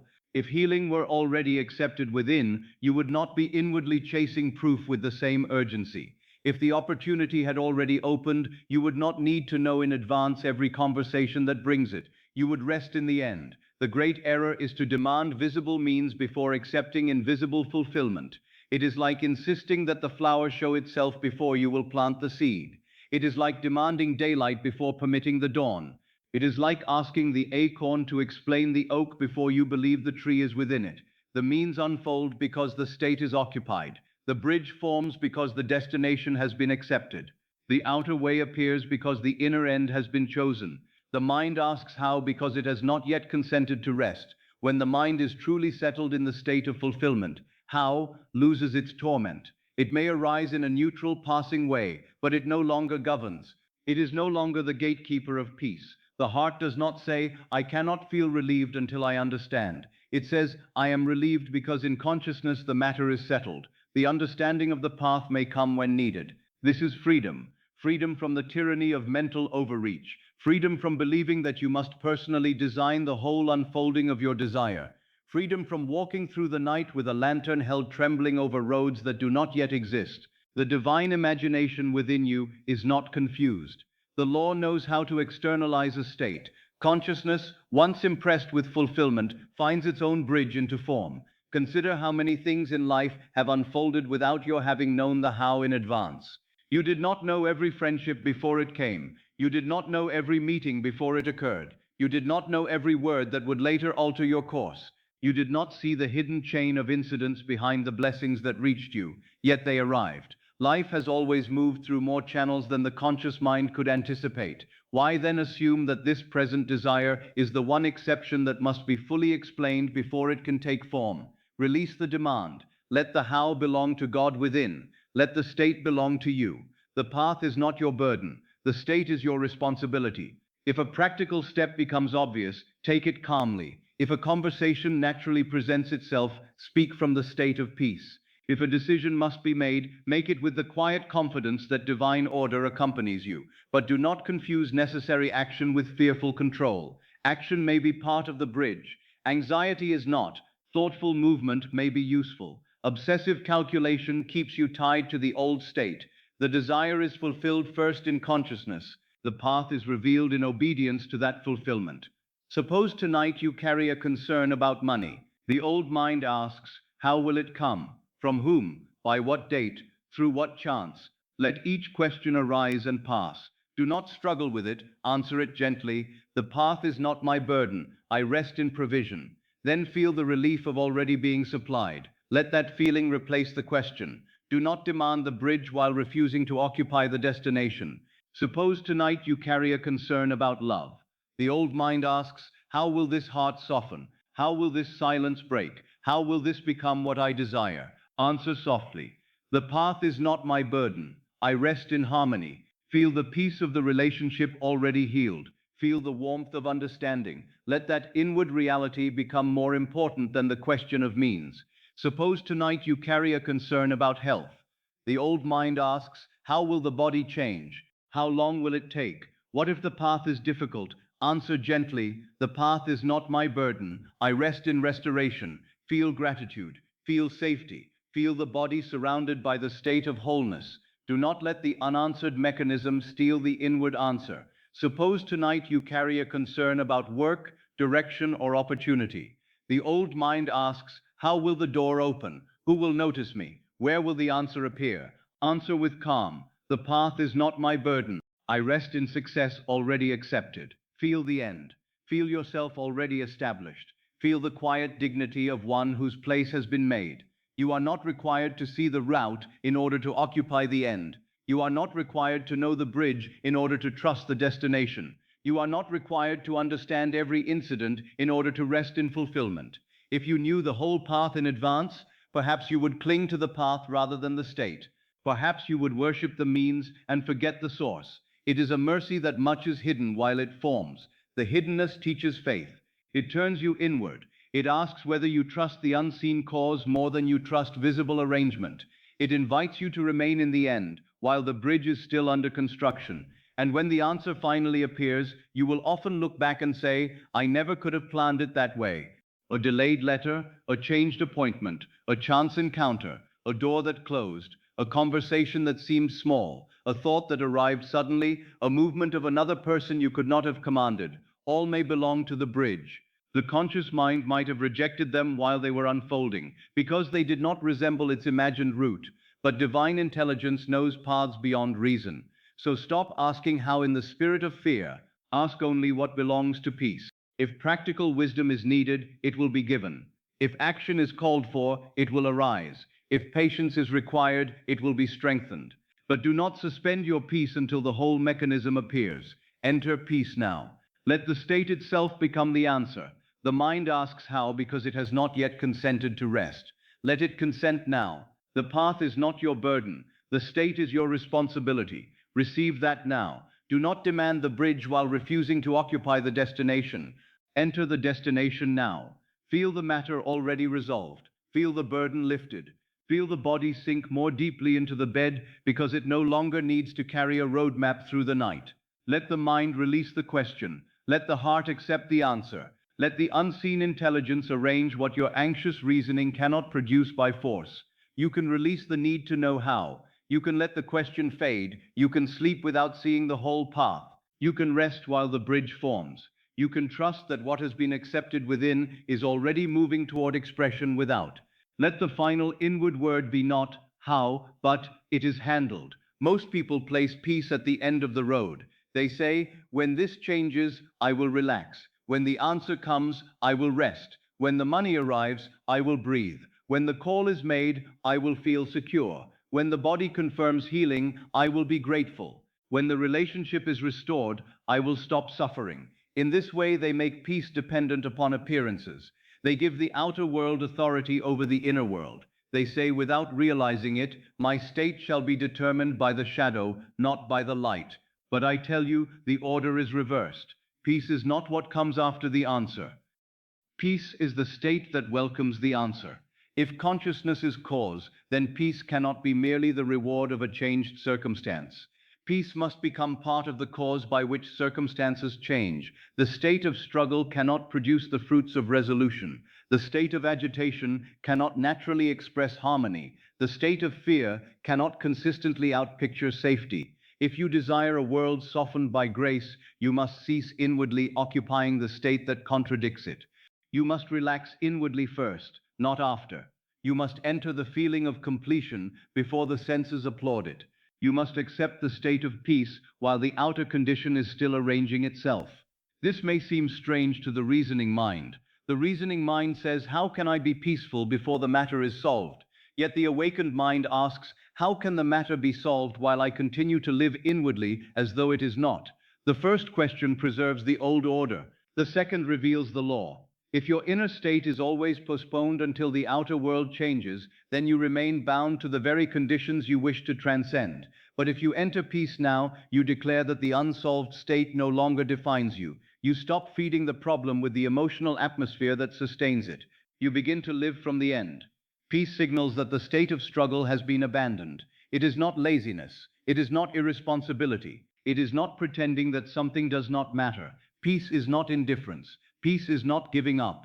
Peace is a spiritual command saying, I no longer identify with the unsolved state. It is the inward announcement that the old burden no longer sits upon the throne of consciousness. The question may still exist in appearances, but it no longer rules the heart.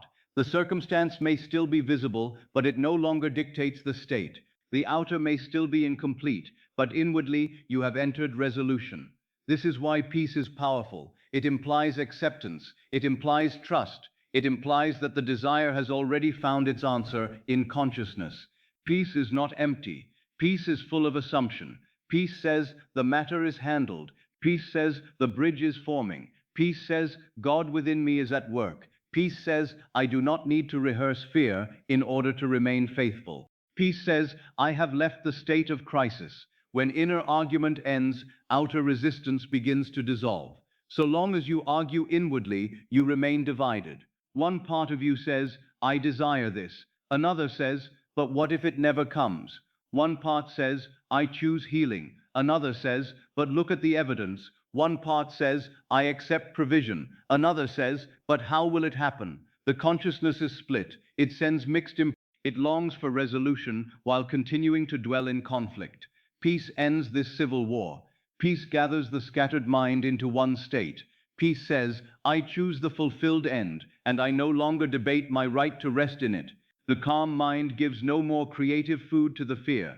Fear thrives upon attention. It grows when revisited. It becomes vivid when discussed inwardly. It strengthens when treated as prophecy. But calmness starves it, not by force, simply by withholding further identification. When you become peaceful, you are no longer adding imaginal energy to the feared condition. You are no longer rehearsing it, defending it, explaining it, or preparing for it. You are not feeding it new scenes. You are allowing it to lose its inner authority. And as the old state weakens, the new state gains ground.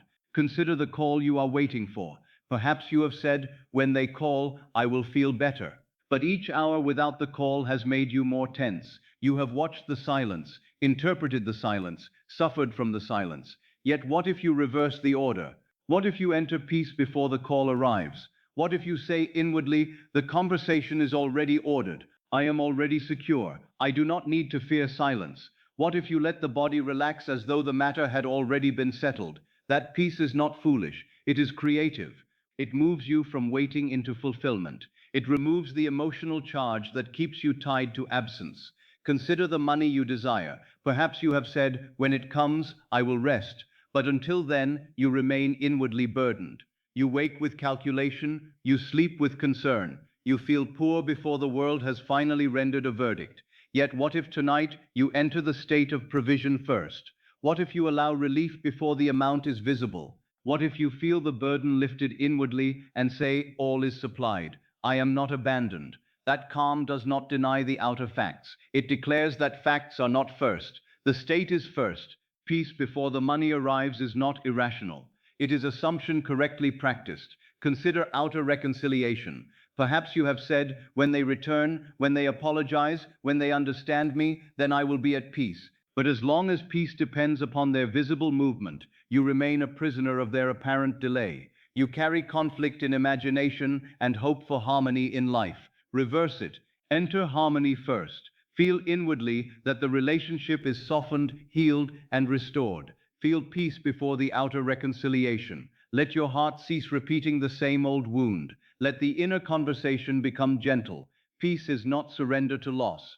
Peace is the state that welcomes reconciliation because it has already been accepted within. Consider physical confirmation. Perhaps you have said, when my body proves improvement, then I will stop fearing. Yet fear itself has become a constant state. The body is watched, measured, questioned. Every sensation is interpreted under the light of anxiety. But what if you let peace enter before confirmation appears? What if you say inwardly, life is moving toward harmony? I rest in wholeness. What if the body is permitted to feel safe instead of continuously threatened by your interpretation? Peace does not replace wise care, it replaces fearful identification. It declares that healing is more real in consciousness than the anxious conclusion of the senses. Peace now is not foolish, peace now is creative. It takes courage to be peaceful before the answer. The world will tell you that concern proves seriousness, that tension proves intelligence, that agitation proves devotion. But I tell you, peace is a higher seriousness. It is the seriousness of one who understands the law. It is the devotion of one who refuses to worship appearances. It is the intelligence of one who knows that consciousness, not circumstance, is the true cause. Anyone can be peaceful after the world has changed. The Creator becomes peaceful before it changes, because he knows that peace itself belongs to the new state. When you choose peace now, you are not excusing delay. You are not approving of difficulty. You are not pretending that the old condition is pleasant. You are ceasing to identify with it. You are saying, this circumstance may appear before me, but it is not my inward master. I choose another state. I choose completion. I choose trust. I choose the feeling that the matter is already being handled. This is spiritual authority. This is the inward movement from effect to cause. Peace is not merely a soothing emotion. It is an indication of state. If you feel peace about a matter, it means inwardly you have begun to accept its resolution. The old urgency loosens because you are no longer trying to create from desperation. The old checking diminishes because you have stopped asking appearances to grant you identity. The old fear grows weaker because the calm mind gives it no more creative food. Peace is therefore not an ornamental feeling added after manifestation. Peace is one of the first signs that manifestation has already begun in consciousness. Perhaps tonight you can sense the difference. Think briefly of the matter that troubled you. Notice the old tendency to tense, to reach, to wonder. Now gently say, it is handled. Let the words settle. Then say, peace is allowed now. Feel whether the body softens even slightly. If it does, remain there. That softening is precious. It is the beginning of another state. Do not dismiss it because it seems small. A seed is small. Yet within it is the power of a tree. Peace before the call arrives. Peace before the money arrives. Peace before outer reconciliation. Peace before physical confirmation. Peace before the letter. Peace before the visible change. Peace before the testimony. Peace before the world agrees. This is not denial. This is the law. The world asks, what has happened that you should be at peace? The awakened one answers, I have entered the state in which all is well. The world asks, what proof do you possess? He answers, the inward witness of fulfillment. The world asks, why are you no longer afraid? He answers, because fear belongs to a state I no longer occupy. Peace is not what comes after the answer. Peace is the state that welcomes the answer. When inner argument ends, outer resistance begins to dissolve. The calm mind gives no more creative food to the fear. Let these truths become lullabies in the mind. You do not need to struggle with them. Let them descend softly. Let peace come not as something you manufacture, but as something you permit. Permit the shoulders to loosen. Permit the chest to soften. Permit the mind to stop leaning forward. Permit the night to become less of a battleground and more of a sanctuary. Permit yourself to rest before the outer world has spoken. If the old thought arises, but I cannot be peaceful until this changes, answer gently, peace is the change beginning within. If it says, but I need proof, answer, the state is the first proof. If it says, but nothing has happened, answer, consciousness has shifted, and that is where all change begins. If it says, I should worry, answer, worry does not serve me. Peace serves the end I choose. You may still take necessary action tomorrow. You may still answer letters, make calls, attend appointments, speak words, complete duties, but tonight you do not act from torment. Tonight you settle the state. Tonight you choose peace as the inward law of the matter. Tonight you release the old assumption that calm must be postponed until appearances submit. Tonight you understand that peace is not the reward after resolution. Peace is the creative atmosphere of resolution itself. So rest now. Rest before the call. Rest before the money. Rest before the reconciliation. Rest before the confirmation.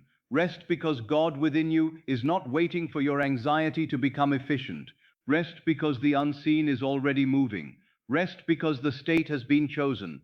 Rest because peace is allowed now. Rest because peace is creative now. Rest because the calm mind has stopped feeding fear. Rest because the inward argument, peace is acceptance. Peace is the fulfilled state beginning to breathe within you. A problem may appear in the outer world, and yet its greatest power is often sustained by the life you continue to give it inwardly. The circumstance itself may be present for a time, but the emotional kingdom you build around it is something else entirely. You return to it in thought. You rehearse it in silence. You explain it to yourself again and again. You anticipate its continuation. You remember the first moment it troubled you, then project it forward into tomorrow. And by doing so, you do not merely observe the problem. You continually revive it within consciousness. Do not keep breathing life into what you wish to see disappear. This is not a command to deny what has appeared. If something requires attention, give it attention wisely. If a duty must be performed, perform it. If a decision must be made, make it. If a practical matter calls for action, act calmly. But after you have done what belongs to the moment, do not continue to place the matter upon the throne of imagination. Do not let one circumstance occupy the whole inner house. Do not make a living companion of what you desire to release. Problems are intensified by repeated inward rehearsal. A concern may enter the mind once through circumstance, but it remains there through repetition. A letter arrives. A silence continues. A bill appears. A body speaks in discomfort. A person says something troubling. These events may occur outwardly, yet what often exhausts you is not the event alone. It is the long inward echo that follows. You repeat the event. You revisit the tone. You rehearse the possible consequences. You return to it when walking, when sitting, when preparing for sleep. Each rehearsal gives it fresh emotional force. Each return clothes it again with feeling. Each retelling inwardly makes it seem more solid, more permanent, more powerful than it truly is. Emotionally replaying a concern gives it fresh vitality. It is like a fire. Perhaps a spark was struck by some outer incident, but whether the flame grows or weakens depends upon what is added. If you continue throwing wood upon it, the fire rises. If you continue revisiting the feared scene, the emotional blaze intensifies. You say, "I cannot help thinking about it," yet each thought is another branch placed upon the flame. You say, "It is still bothering me," but often it continues to bother you because you continue to feed it with attention, feeling, and repetition. A fire dies when no more wood is added. A problem begins to lose its inner power when no more fear is fed into it. What you refuse to rehearse begins to lose its hold. At first, the old concern may return often. It has been fed for some time. It has grown accustomed to your attention. It may knock at the door of thought with familiar insistence, but you are not obliged to entertain it. A visitor who is welcomed daily begins to believe he belongs in the house. A visitor who is no longer entertained eventually leaves. So it is with the old problem. If every time it arrives you sit with it, converse with it, imagine its future, and permit it to stir the body, it remains as a resident. But if you acknowledge its appearance without offering it a feast of fear, it begins to weaken. It knocks. You do not panic. It speaks. You do not continue the conversation. It lingers. You turn again toward the state of resolution. In time, it finds less welcome within you. A problem may exist outwardly for a time, but it need not rule inwardly. This distinction gives you freedom. You do not have to pretend that a visible circumstance has already vanished from the senses in order to stop worshipping it inwardly. The letter may still be unanswered, yet you may cease reviewing the silence. The account may still appear unchanged, yet you may cease making lack your nightly meditation. The relationship may still seem unsettled, yet you may cease carrying the argument in your imagination. The body may still call for patience, yet you may cease constructing dark futures around every sensation. Outward continuation does not require inward enthronement. There is a courtroom within the mind where many people keep trying the same case without end. The same evidence is presented. The same accusation is made. The same fear gives testimony. The same judgment is nearly pronounced. Then the next day, the entire trial begins again. What if this fails? Takes the stand. It has not changed yet. Offers its testimony. Perhaps I should be afraid. Makes its argument. And you, as judge, keep allowing the case to proceed. But tonight, dismiss the court. Admit no new testimony for fear. Refuse to retry what you have already placed in God. Say inwardly, this matter has been turned over to the deeper law. I will not convene the old trial again. Let the courtroom empty. Let the benches grow silent. Let the old accusation lose its order. You can acknowledge a circumstance without continuously energizing it. Acknowledgement is simple. It says, this is what appears. Energizing says, this is what must continue. This is what defines me. This is what I must fear. Acknowledgement may lead to clear action. Energizing leads to inner bondage. Acknowledgement is brief and clean. Energizing is repetitive and emotionally charged. Acknowledgement may be necessary. Energizing is optional. Learn the difference, and you reclaim a great portion of your peace. Suppose you have received troubling news. You do not need to deny hearing it, but once it has been heard, you may choose whether to keep reliving it. You may say, I have seen the appearance, now I return to the state of resolution. Suppose a conversation unsettled you.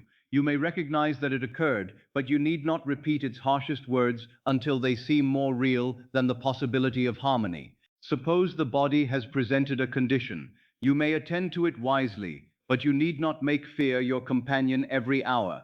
Suppose money appears delayed. You may act responsibly where action is needed, but you need not imagine failure every night before sleep. Do not keep breathing life into what you wish to see disappear. The outer circumstance may not vanish the instant you withdraw attention, but the state that sustains your suffering begins to loosen immediately. You feel less possessed by it. You recover intervals of peace. The body rests more easily. The mind becomes less compelled to return again and again. And as the inner state changes, the outer world has space to reorganize. The problem no longer receives the same energetic investment from consciousness. The old assumption weakens because you cease worshipping it. The new assumption gains strength because you return to it instead. What you refuse to rehearse begins to lose its hold. This does not mean you never think of the matter again. It means you stop consenting to the same emotional script. When the old thought appears, you may say, I have already considered this. I choose now the end. When a fear returns, you may answer, I do not feed this state. When the mind tries to reopen the same problem, you may say, the courtroom is dismissed. When the body tightens around an old possibility, breathe and say, I release this from imagination. Then return to peace. Return to the fulfilled state. Return to the sense that it is handled.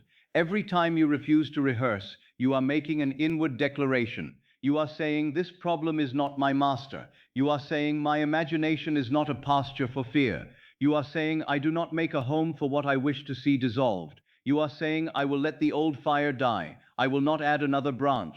A great many troubles become larger in consciousness than they are in fact, because they are given countless private rehearsals. Man lives the same sorrow 50 times inwardly, and then wonders why he feels exhausted. He suffers the same feared outcome long before it appears, and sometimes though it never appears at all. He keeps the visitor seated at his table long after there was any reason to entertain him. He keeps the courtroom in session long after the case could have been dismissed. Yet he calls this vigilance. I call it bondage. Tonight, choose release. If a problem has occupied your mind, do not forcefully suppress it. Suppression is another form of struggle. Instead, when it rises, see it for what it is, an invitation to rehearse the old state. Decline the invitation. Say softly, no, I do not continue this scene, then shift toward what corresponds to fulfillment. If the concern involved money, feel provision. If it involved health, feel restoration. If it involved uncertainty, feel resolution. You need not produce a long imaginal act every time. Sometimes the simple return to peace is enough. Sometimes the inward words, it is handled, are enough to withdraw attention from the old fire.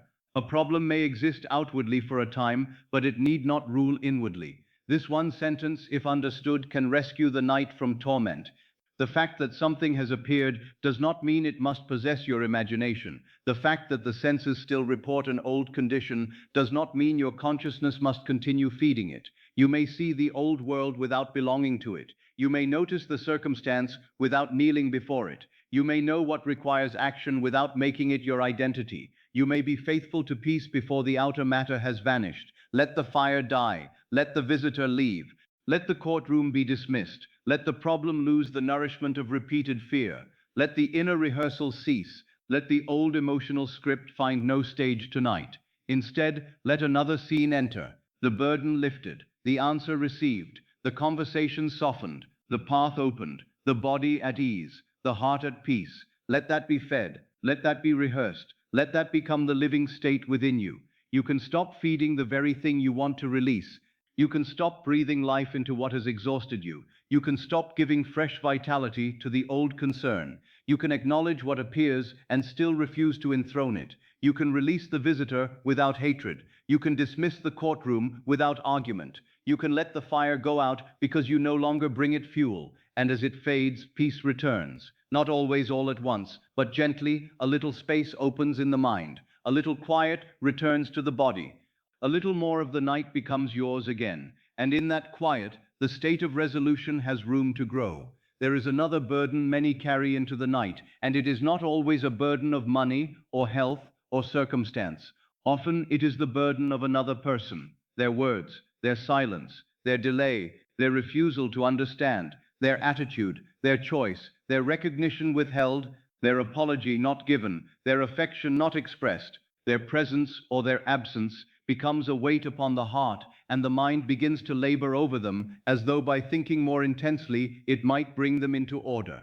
You may know this burden well. You wait for someone to say the words you long to hear. You wait for an apology. You wait for an explanation. You wait for a letter, a visit, a gesture, a sign of warmth. Perhaps you imagine the conversation again and again. Perhaps you hear their voice inwardly, not as you desire it to be, but as it once sounded when it wounded you. Perhaps you answer them in silence. Perhaps you defend yourself before them, though they are not present. Perhaps you rehearse your pain so often that the relationship continues to live inside you as conflict, even when outwardly nothing is happening at all. Do not carry another person in your mind as a problem. This does not mean you cease to care. It does not mean you pretend that certain words did not wound or that certain behaviors were not troubling. It means you refuse to make another person's present appearance the ruler of your inner world. It means you stop building an altar to their silence, their mood, their delay, or their misunderstanding. It means you recognize that the outer person is not the ultimate cause of your state. The state you occupy within is the place from which your world is interpreted and reshaped. The outer person is not your master. The state you hold is. Many live as though another's face contains their destiny. If the face smiles, they breathe. If it appears cold, they suffer. If the message comes, they rejoice. If it does not, they collapse inwardly. If recognition is given, they feel worthy. If it is withheld, they feel forgotten. In this way, they hand their inner authority to the shifting appearance of another. But I tell you, there is a deeper law. Men and women in your world reflect states within consciousness. What you persist in assuming of yourself, of them, and of the relationship becomes a pattern that seeks expression. Therefore, if you mentally fight another person every night, you continue to dwell in a state of opposition. If you inwardly expect rejection, you remain in the atmosphere of rejection. If you repeatedly imagine being misunderstood, you remain faithful to misunderstanding. Do not carry another person in your mind as a problem. Release the argument inwardly. This is one of the most merciful acts you can perform. There may have been an outer argument, yes. There may have been a painful exchange. There may have been a silence filled with questions. But do not keep the conflict alive by giving it new rehearsals in imagination. Do not sit each night in the courtroom of your own mind, accusing, defending, condemning, demanding. Do not let the same conversation continue after the mouths have closed. If the outward scene troubled you, revise it. If the inward conversation has become hostile, replace it. If the heart has become tense around another person, soften the inner picture. See them from the fulfilled end, and let God handle the conversation. If you desire harmony, imagine harmony already established. Do not imagine the argument continuing. Do not imagine yourself desperately persuading them to understand. See the end. Feel the relief of peace restored. Hear inwardly a kind word, a softened tone, an expression of goodwill. Let the relationship be inwardly clothed in the state you desire to experience. If you long for an apology, do not spend the night demanding it in resentment. Hear instead the words of sincerity. Feel the release that would follow. Let that be your accepted end. If you fear rejection, enter the state of being loved, valued, welcomed. Do not mentally kneel before the possibility of dismissal. Stand inwardly in the dignity of one who is cherished. Many burdens come from trying to control another person's timing. You wonder when they will speak, when they will change, when they will notice, when they will return, when they will understand.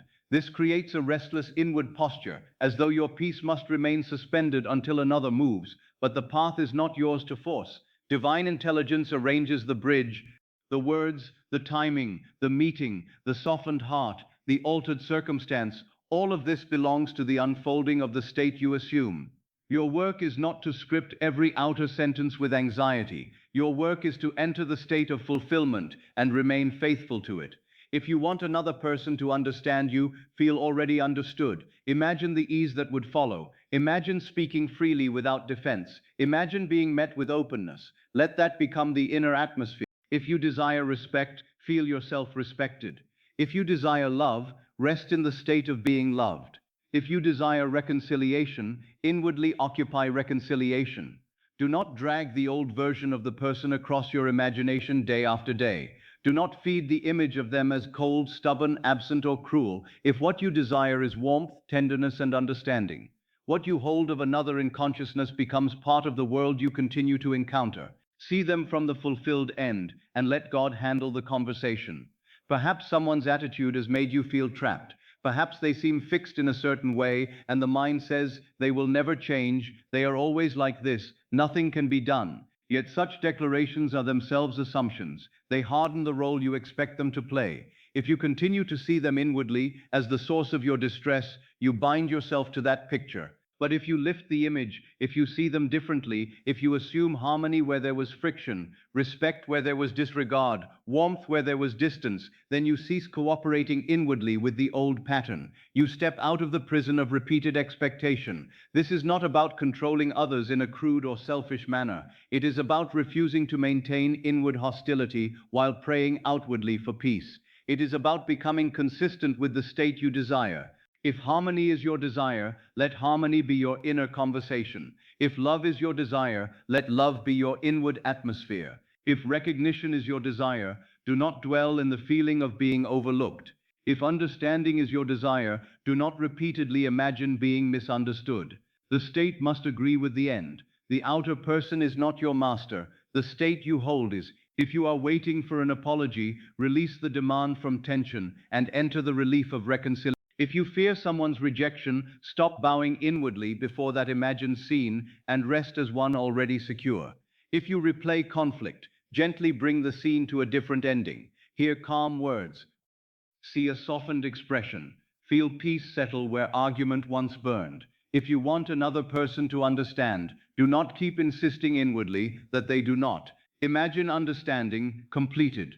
Let the heart receive that end. If you feel trapped by someone else's attitude, remember that their outer attitude is not sovereign. The state within you is the creative center from which new experience may emerge. Do not carry another person in your mind as a problem. How many nights have been burdened by people who were not even present in the room? How many hours have been lost to conversations no one else heard?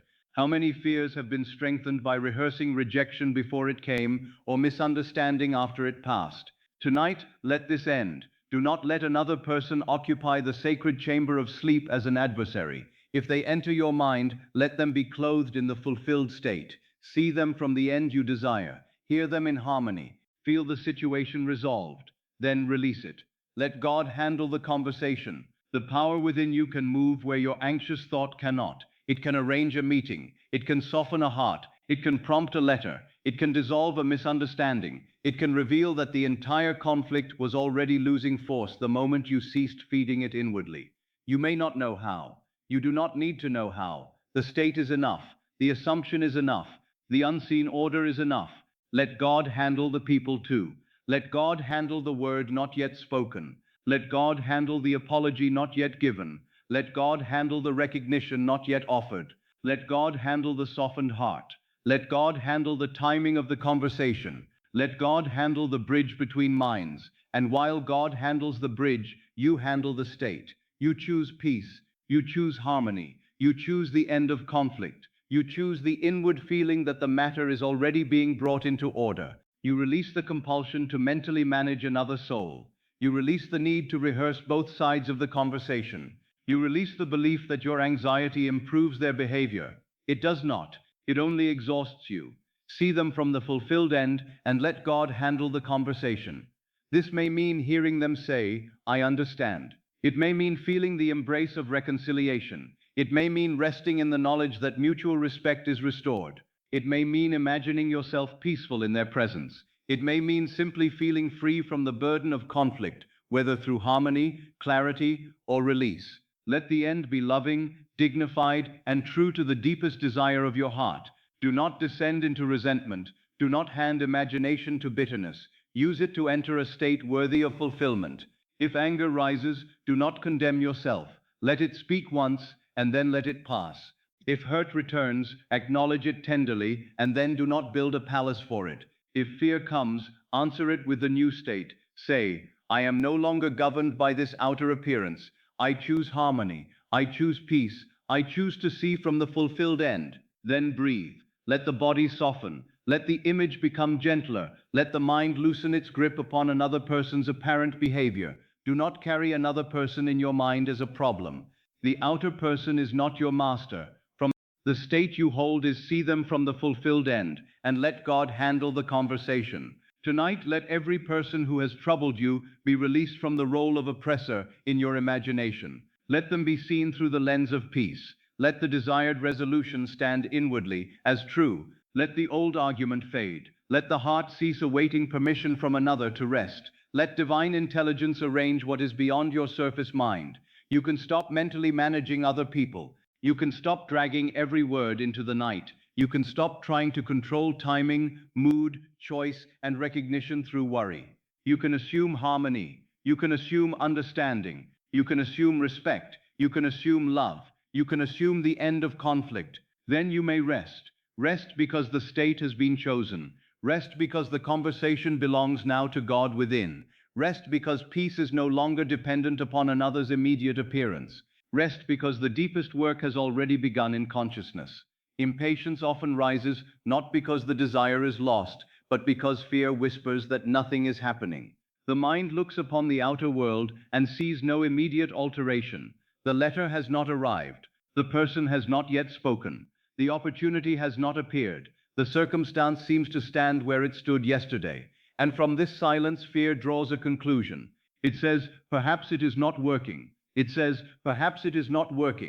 Perhaps nothing has begun. Perhaps I must do more, think more, worry more, search more, demand more.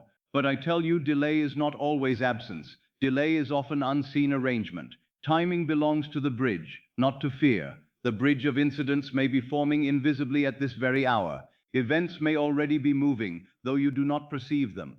A mind may be turning. A letter may already be written, but not yet placed in your hand. A door may already be opening beyond your present view. A conversation may be ripening in another heart. A circumstance that appears still may be rearranging beneath the surface in ways too subtle for the senses to detect. The unseen is not inactive because it is unseen. The hidden work of fulfillment often begins before the visible sign appears. What has been accepted in consciousness is already alive, even before it arrives in form. Consider the seed beneath the soil. If you look upon the earth the morning after planting, you may see nothing. The surface appears unchanged. The field gives no immediate testimony that life has begun. Yet within the darkness of the soil, the seed has already opened. A process is underway. Roots are moving downward before the first green shoot rises upward. Life is active where sight reports stillness. The impatient man says nothing is happening because he sees no leaf. The wise man knows that the absence of visible growth is not the absence of growth itself. Do not tear the seed from the earth. This is what many do through doubt. They plant the state inwardly, then demand proof too soon. They enter the wish fulfilled, then rush back to the world of appearance and ask, where is it? Why has it not come? What has changed? They dig up the seed of assumption with questions, inspect it anxiously, and then wonder why peace has left them. Faith leaves the seed in the soil. Faith trusts the hidden movement. Faith does not call the earth barren because it is quiet. Do not call delay denial. The dawning sun does not appear all at once. Before the golden edge rises above the horizon, the sky has already begun to change. Darkness softens, the air shifts, shapes become faintly visible. Morning is forming before the sun is seen. So too with many fulfillments. There are subtle preparations that precede the obvious arrival. What appears to be delay may be the softening of the old world, the arranging of the necessary bridge, the preparation of circumstances that must align before your desire stands in visible form. Do not demand from the unseen an hourly report. You do not ask the seed to announce its progress from beneath the soil. You do not command the dawn to prove itself by sending messages from beyond the horizon. You do not require a letter already written to appear in your hand before it has traveled its appointed course. And yet, with desires, men often become tyrants of time. They say, if it has not appeared by this day, perhaps it never will. They measure divine movement by the impatience of the senses. They mistake not yet for not at all. They make a god of the clock and then wonder why peace departs. Timing belongs to the bridge, not to fear. Your work is to remain in the end. The end is yours to occupy. The rote and the hour belong to the unfolding. You may know the desire as fulfilled in consciousness without knowing every step by which it externalizes. You may rest in the certainty of resolution while the visible world takes its appointed form. You may release the timeline without abandoning the desire. Indeed, to release the timeline is often to release the fear that was binding you to delay. There is a difference between persistence and impatience. Persistence remains loyal to the state. Impatience keeps returning to the question of time. Persistence says, it is done in consciousness. I remain. Impatience says, it is not here yet. I must worry. Persistence nourishes fulfillment. Impatience feeds lack. Persistence rests in the unseen. Impatience interrogates appearances. One strengthens the state. The other weakens your inward peace. Suppose you have accepted provision inwardly. You have felt relief. You have entered the state of one who is supported. Then the outer amount does not appear immediately. The old mind begins, how long? What if it comes too late? What if nothing changes? But if you return to that questioning as your primary state, you abandon the end and re-enter urgency. Instead, say, what has been accepted in consciousness is already alive. The timing belongs to the bridge. I remain in provision.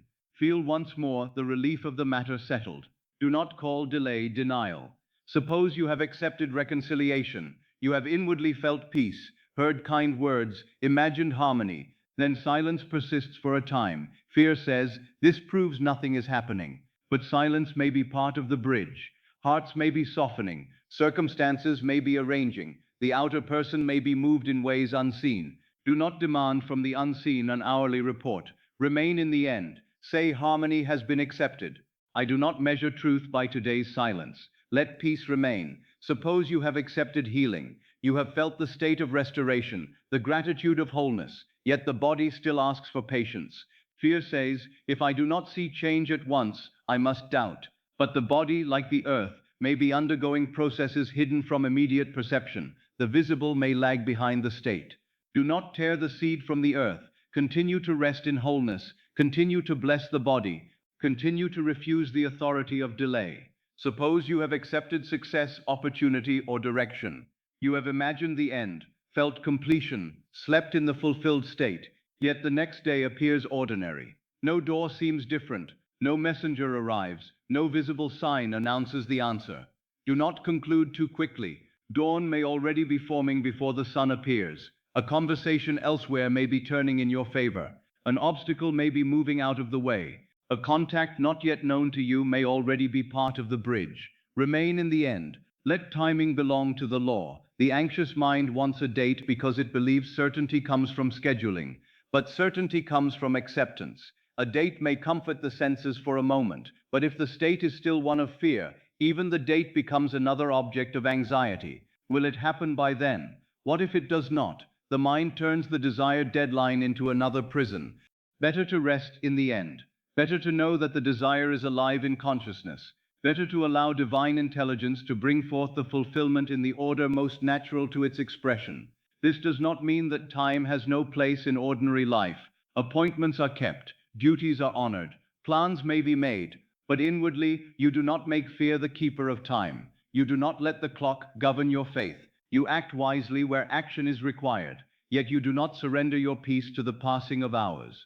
You know that the inner acceptance is already a fact in consciousness, and what is established there seeks its corresponding form. What has been accepted in consciousness is already alive even before it arrives in form.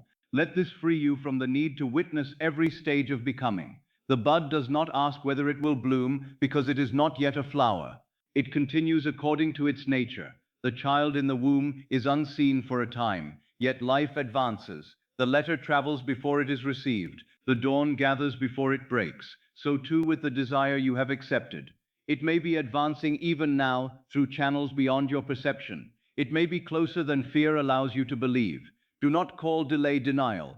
Delay may mean preparation. Delay may mean protection. Delay may mean that the bridge is being laid so naturally that when you later look back, you will say, I could not have planned it so well. Many blessings arrive through sequences that would have seemed impossible to organize consciously.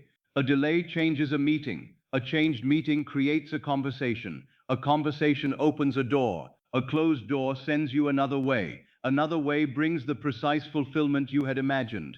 At the first step, you may have called it delay. Later, you call it guidance. Timing belongs to the bridge, not to fear. Fear wants to seize the clock and issue commands. Faith allows time to serve the end. Fear says, now or I will not believe. Faith says, I believe, therefore I do not torment myself with now. Fear says, show me immediately. Faith says, the unseen is already alive. Fear says, if I cannot measure progress, there is none. Faith says, the deepest progress is often invisible. Let God handle the timing. Let the deeper intelligence arrange the hour. Let the unseen unfold according to its own perfect movement. Let your task be simpler. Remain in the fulfilled state. If you feel the urge to count days, return to peace. If you feel the urge to inspect appearances obsessively, return to the end. If you feel the urge to declare failure because the outer world has not yet shifted, remember the seed beneath the soil. Remember the dawn forming before the sun appears. Remember the letter already written, but not yet received. The answer may be on its way in ways you cannot see. The bridge may already be forming. The state may already be hardening into fact. Do not disturb the process by abandoning the state. Release the timeline without abandoning the desire. You do not become indifferent. You become faithful. You continue to desire, but without fever. You continue to expect, but without strain. You continue to trust, but without demanding daily evidence. You let the inner acceptance remain your anchor. You let timing become God's affair within you. You let peace occupy the place where impatience once sat. Perhaps say inwardly now, I release the timeline. Slowly, I release the timeline. Again, the desire remains. The fear of delay leaves. Let that become gentle truth. What has been accepted in consciousness is already alive. Let the body soften. Timing belongs to the bridge, not to fear. Let the breath deepen. I do not demand from the unseen an hourly report. Let the mind grow quiet. You may sleep tonight without chasing tomorrow. You may rest without knowing the hour. You may trust without seeing the route. You may remain in the end while the bridge forms unseen. The seed is alive. The dawn is forming. The letter is on its way. The desire accepted within is not dead because it is not yet visible. It is alive. It is moving. It is becoming. And you are free to rest. Prayer has been greatly misunderstood. Many imagine prayer to be the repeated cry of a frightened heart, the constant asking, the restless pleading, the endless returning to God as though he had not heard the first time. They say, please help me, please fix this, please change that, please do not let this happen. And because the words rise from fear, the prayer often becomes a rehearsal of the very condition they wish to escape. The lips ask for peace, but the heart dwells in distress. The voice asks for provision, but the feeling remains in lack. The mind asks for healing, but imagination continues to live in sickness. In this way, man may pray without ceasing, and yet never truly leave the state of need. A prayer of desperation repeats the problem. This is not because God is cruel. It is because consciousness accepts what is felt as real. If in prayer you feel yourself abandoned, helpless, unfinished, still waiting, still deprived, then that is the state you are occupying. And the world, being the outpicturing of state, continues to echo the condition from which you pray. The repetition of distress is not true prayer. It is anxiety made sacred by language. It is worry turned toward heaven, but worry still. True prayer is acceptance of the fulfilled end. To pray truly is not to beg for the answer. It is to enter the state in which the answer has already been received. It is to feel now what you would feel if the desired condition were already fact. It is to inwardly cross the distance between longing and possession. It is to become still enough to say, not with empty words, but with quiet conviction, "Thank you, Father." And why thank Him? Because inwardly you have received. The gratitude is not a payment offered in advance. It is the natural expression of possession already accepted in consciousness. A prayer of assumption receives the answer. When I pray, I do not speak from the valley of defeat while hoping to be lifted. I enter the height. I assume the condition fulfilled. I wear the feeling of the wish accomplished until it becomes natural. I do not speak to a distant power across a gulf. I commune with the God within, the living I am, and I accept as present what the senses may still deny. That is prayer. It is an inward act of faith. It is the soul's consent to fulfillment. Do not kneel before fear. Rest in fulfillment. If a matter troubles you, the old way says, "Please fix this." It repeats the trouble. It names the difficulty again and again. It tells God what is wrong, as though divine intelligence were uninformed. But the true prayer moves differently. Instead of "please fix this," inwardly feel, "this is settled." Let those words be fewer, softer, and more powerful, because they arise from completion. Feel the relief that would be yours if the matter were resolved. Feel the burden leave the body. Feel the mind grow quiet. Let the prayer be the state of settlement itself. If you feel alone and unsupported, the old prayer says, "Please send help." It imagines help as absent and yourself as still waiting. But true prayer assumes the end. Feel help has already come, not as a forced sentence, but as a state. What would your body feel if help had truly arrived? Perhaps the chest would open, perhaps the breath would deepen, perhaps the mind would stop racing. Enter that. That is prayer. Inwardly say, "Thank you, Father." Not from desperation, but from the quiet possession of support already accepted. If another person troubles your heart, the old prayer may say, "Please make them change. Please let them understand me. Please let them soften." Yet this prayer often carries the feeling that they are presently hard, distant, and powerful over your peace. A truer prayer enters the fulfilled outcome. Feel the peaceful resolution already established. Feel understanding where conflict seemed to stand. Feel harmony where separation seemed to live. Feel the conversation already softened. Hear, if it helps, the inward words you would rejoice to hear. Then rest. That is prayer. You are not begging for another to move. You are entering the state in which the desired relationship is already healed. Prayer is not endless asking from fear. Prayer is inward receiving. If you pray for supply, do not dwell upon the image of unpaid obligations, emptiness, and lack, while hoping for abundance. Feel yourself already provided for. Feel the ease of one whose needs are met. Feel the gratitude of one who no longer trembles before tomorrow. Perhaps inwardly hear yourself say, "Everything is taken care of." That feeling, accepted, is prayer. If you pray for health, do not merely repeat the name of the condition and beg for rescue. Enter the feeling of restoration. Feel yourself free. Feel the naturalness of well-being.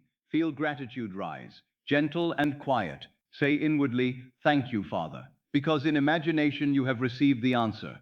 The body may still require time to conform, but prayer has already shifted from petition to possession. If you pray for guidance, do not remain inwardly confused while begging for direction. Feel the relief of clarity already given. Feel the ease of one whose next step will be shown. Feel yourself moving under divine order. Let the anxious demand for immediate knowledge dissolve. Inwardly accept. The way is prepared. That is prayer. The distinction is subtle, but it is everything. To ask repeatedly from fear is to remain identified with the lack of what you seek. To assume the answer is to identify with fulfillment. One prayer keeps you outside the door, knocking. The other enters the house and sits down in peace. One says, "I hope I may receive." The other says, "I have received inwardly, and I rest until the outer world reflects it." One pleads, the other possesses. A prayer of desperation repeats the problem. A prayer of assumption receives the answer. Do not kneel before fear. Rest in fulfillment. Perhaps you were taught that the more intensely you worry in prayer, the more sincere you are. But sincerity is not measured by anguish. A child who trusts his father does not need to shake with terror to be heard.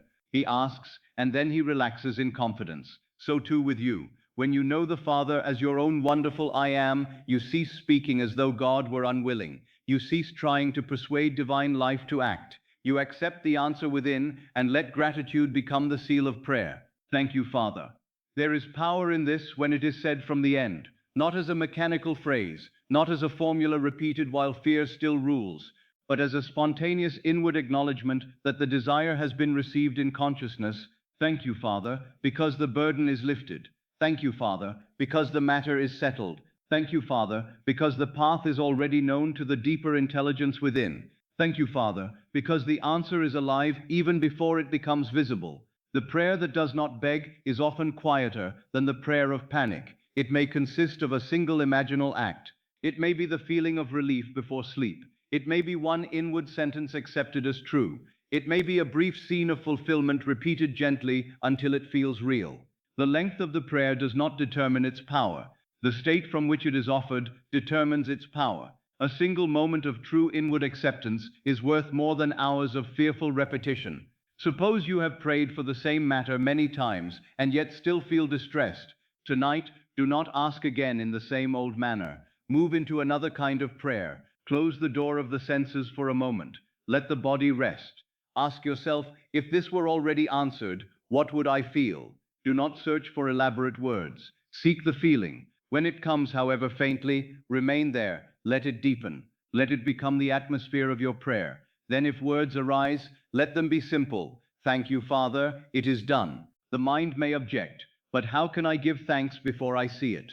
Because thanksgiving in true prayer is not a response to visible evidence. It is the evidence of inward acceptance. You give thanks because you have accepted the fulfillment in imagination. You give thanks because you have entered the state that corresponds to the answer. You give thanks because the unseen has been chosen as more real than the current appearance. This is faith. True prayer does not strain to reach God. It rests in God. True prayer does not enlarge the problem. It inhabits the answer. True prayer does not say, I am still outside. It says, I have entered the end. True prayer does not repeat distress. It receives completion. When the heart is burdened, you may think it impossible to pray this way. You may feel too troubled to enter relief. Be patient with yourself. Begin gently. Do not force joy. Do not demand instant serenity. Simply turn a little from the problem and a little toward the fulfilled state. If all you can feel at first is the desire to be at peace, then rest there and let it deepen. If all you can say is, I am willing to release this, begin there. The state of fulfillment can open gradually. Prayer need not be violent. It may unfold softly, like evening settling over the earth. The important thing is that you do not make a ritual of fear. Do not repeatedly present the same distress to your own consciousness as though the problem must be rehearsed to remain important. You may care without begging. You may desire without panic. You may trust without visible proof. You may pray by entering completion. If the old prayer rises, please fix this, transform it inwardly. This is settled. If the old cry appears, please send help, let it become, help has already come. If the heart says, please change them, move into, peace is already established. If the mind pleads, please show me what to do, answer with, the way is prepared. In each case, you move from lack to fulfillment, from fear to assumption, from begging to receiving. A prayer of desperation repeats the problem. A prayer of assumption receives the answer. Do not kneel before fear. Rest in fulfillment. Tonight, let your prayer become rest. Let it become the feeling of the burden lifted. Let it become gratitude before evidence. Let it become the inward conviction that what concerns you is already being arranged. Let it become the soft whisper, thank you, Father, spoken from the state of one who has received. And then sleep, not as one still pleading at the gate, but as one already dwelling in the house of answered prayer. Before you surrender fully to sleep, let the day pass before you gently, not as a judge reviews a case, but as a loving gardener walks through a field at dusk, noticing what has grown, what has been bruised by the weather, and what must be tended before night falls. Do not examine the day in order to condemn yourself. Examine it in order to release it. Examine it so that no unwanted impression is carried uncorrected into the deep places of consciousness.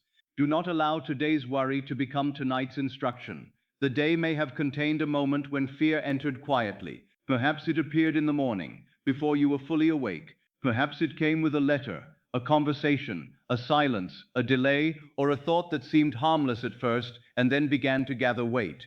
Perhaps there was one instant when the body tightened and the mind declared, something is wrong. Perhaps there was 1 hour when you forgot that the matter is handled and began again to carry it alone.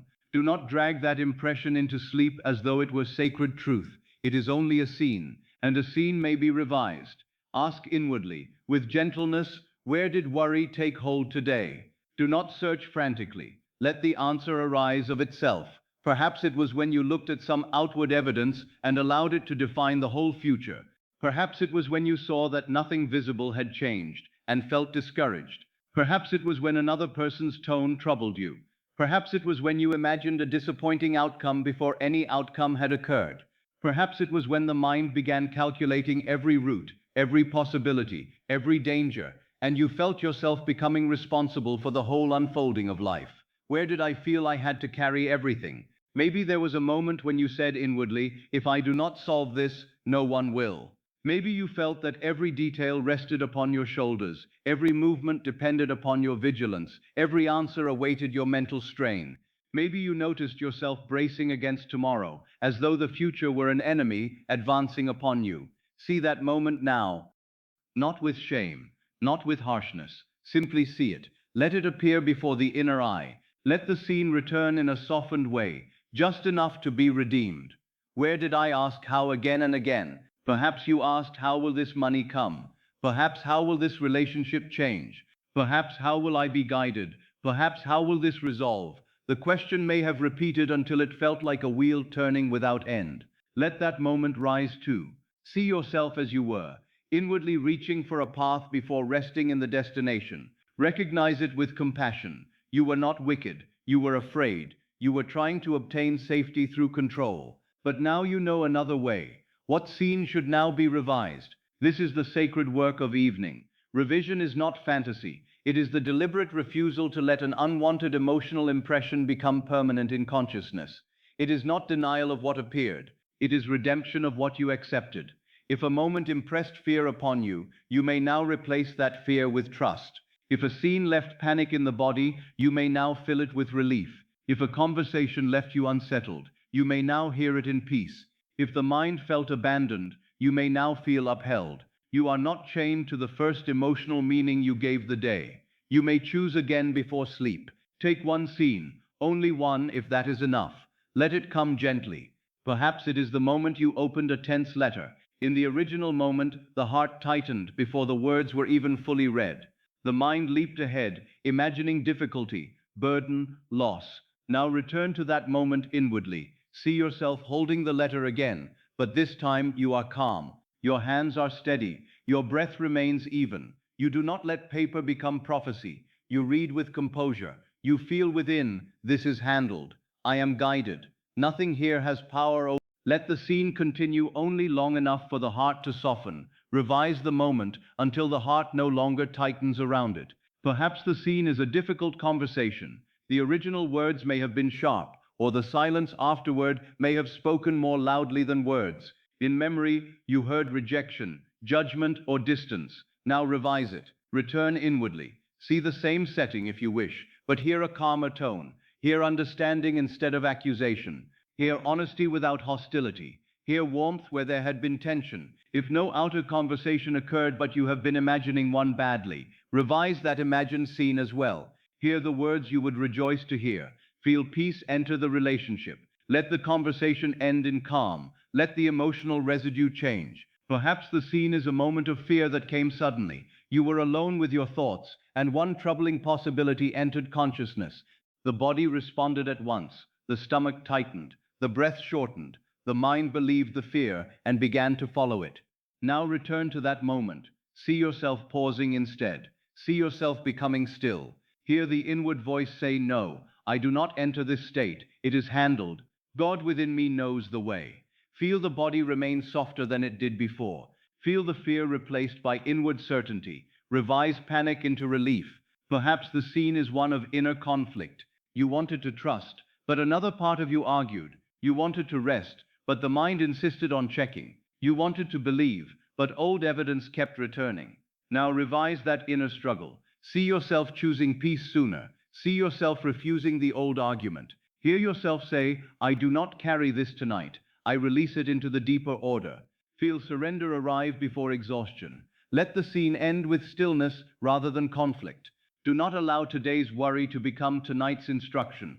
For what you fall asleep with, you carry inwardly. If the final impression of the day is fear, fear descends. If the final impression is relief, relief descends. If the final impression is unresolved panic, the subconscious receives panic as the mood to be continued. But if the final impression is trust, completion, and surrender, then the night receives peace. Do not hand over to sleep the very state you wish to leave behind. Cleanse the day before you enter the deep.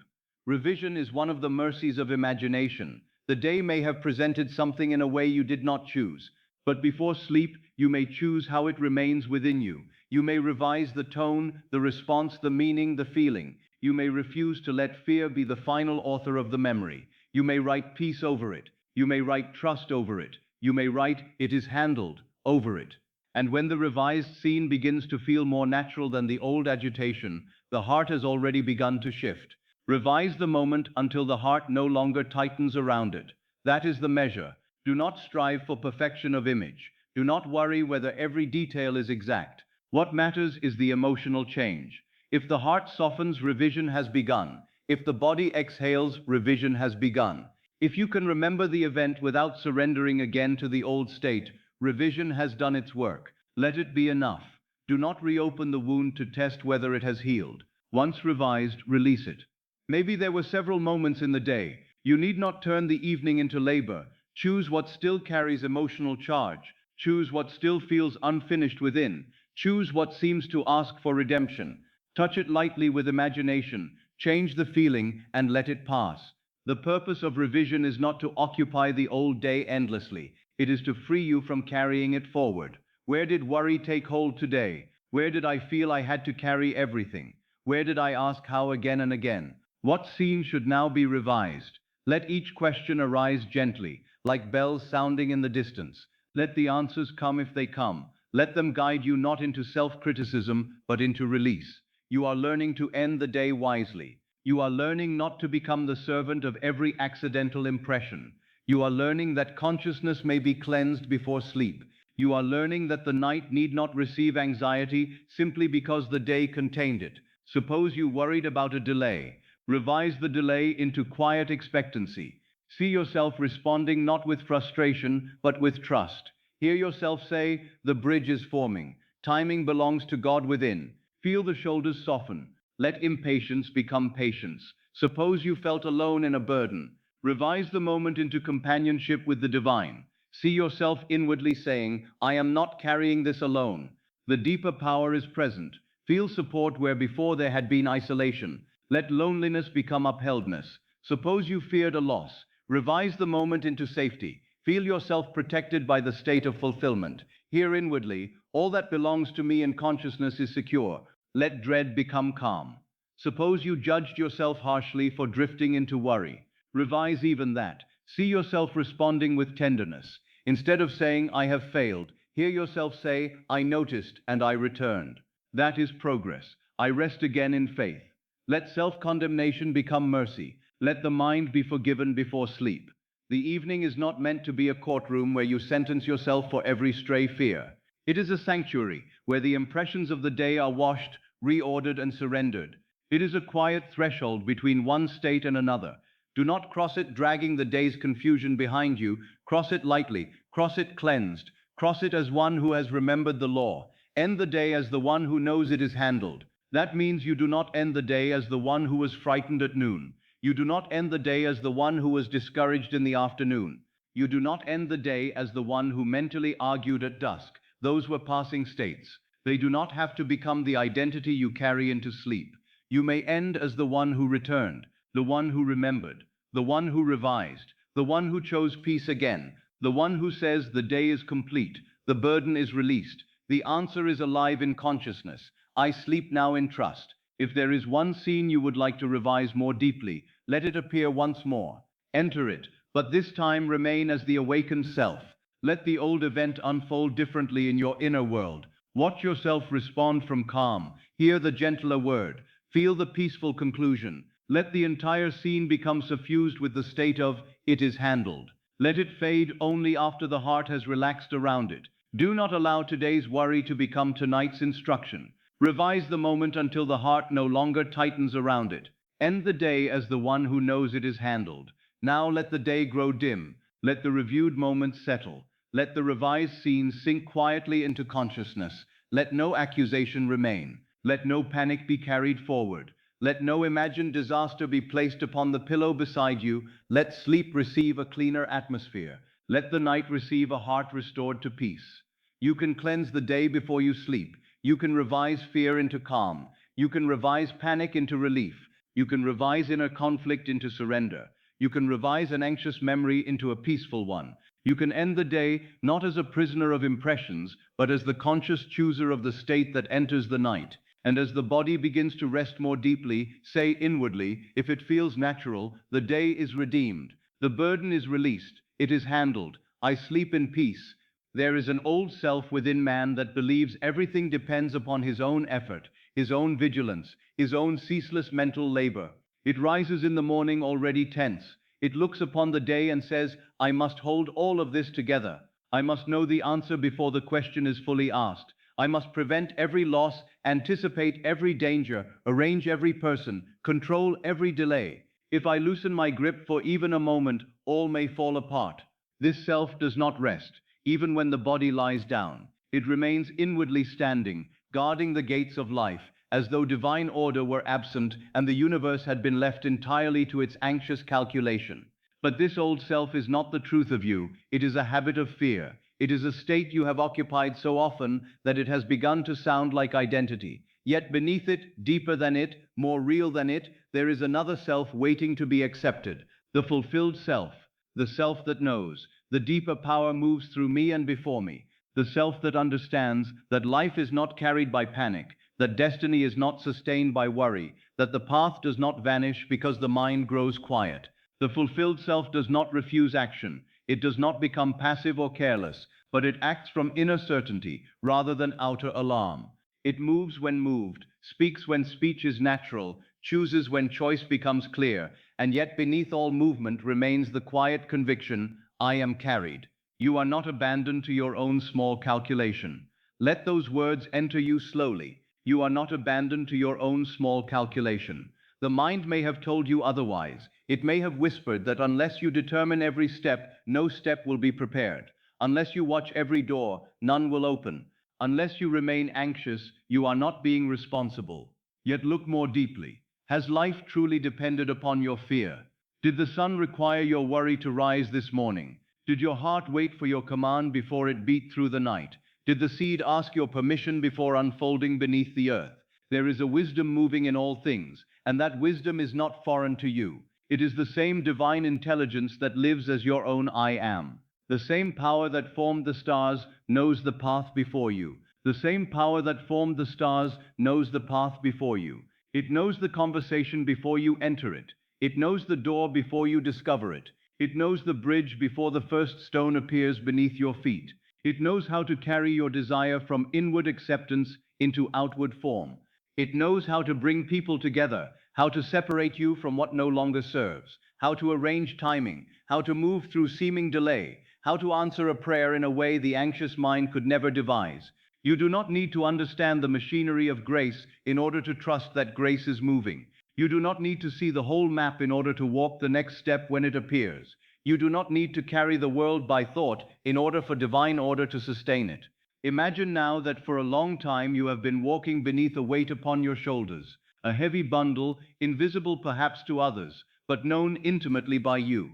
It contains the need to solve, the need to predict, the fear of being unprepared, the old belief that life rests only upon your ability to worry properly. You have carried it through the day. You have set it beside you at meals. You have brought it into quiet moments. You have taken it into bed. And perhaps you have grown so used to its presence that you no longer remember what it feels like to stand without it.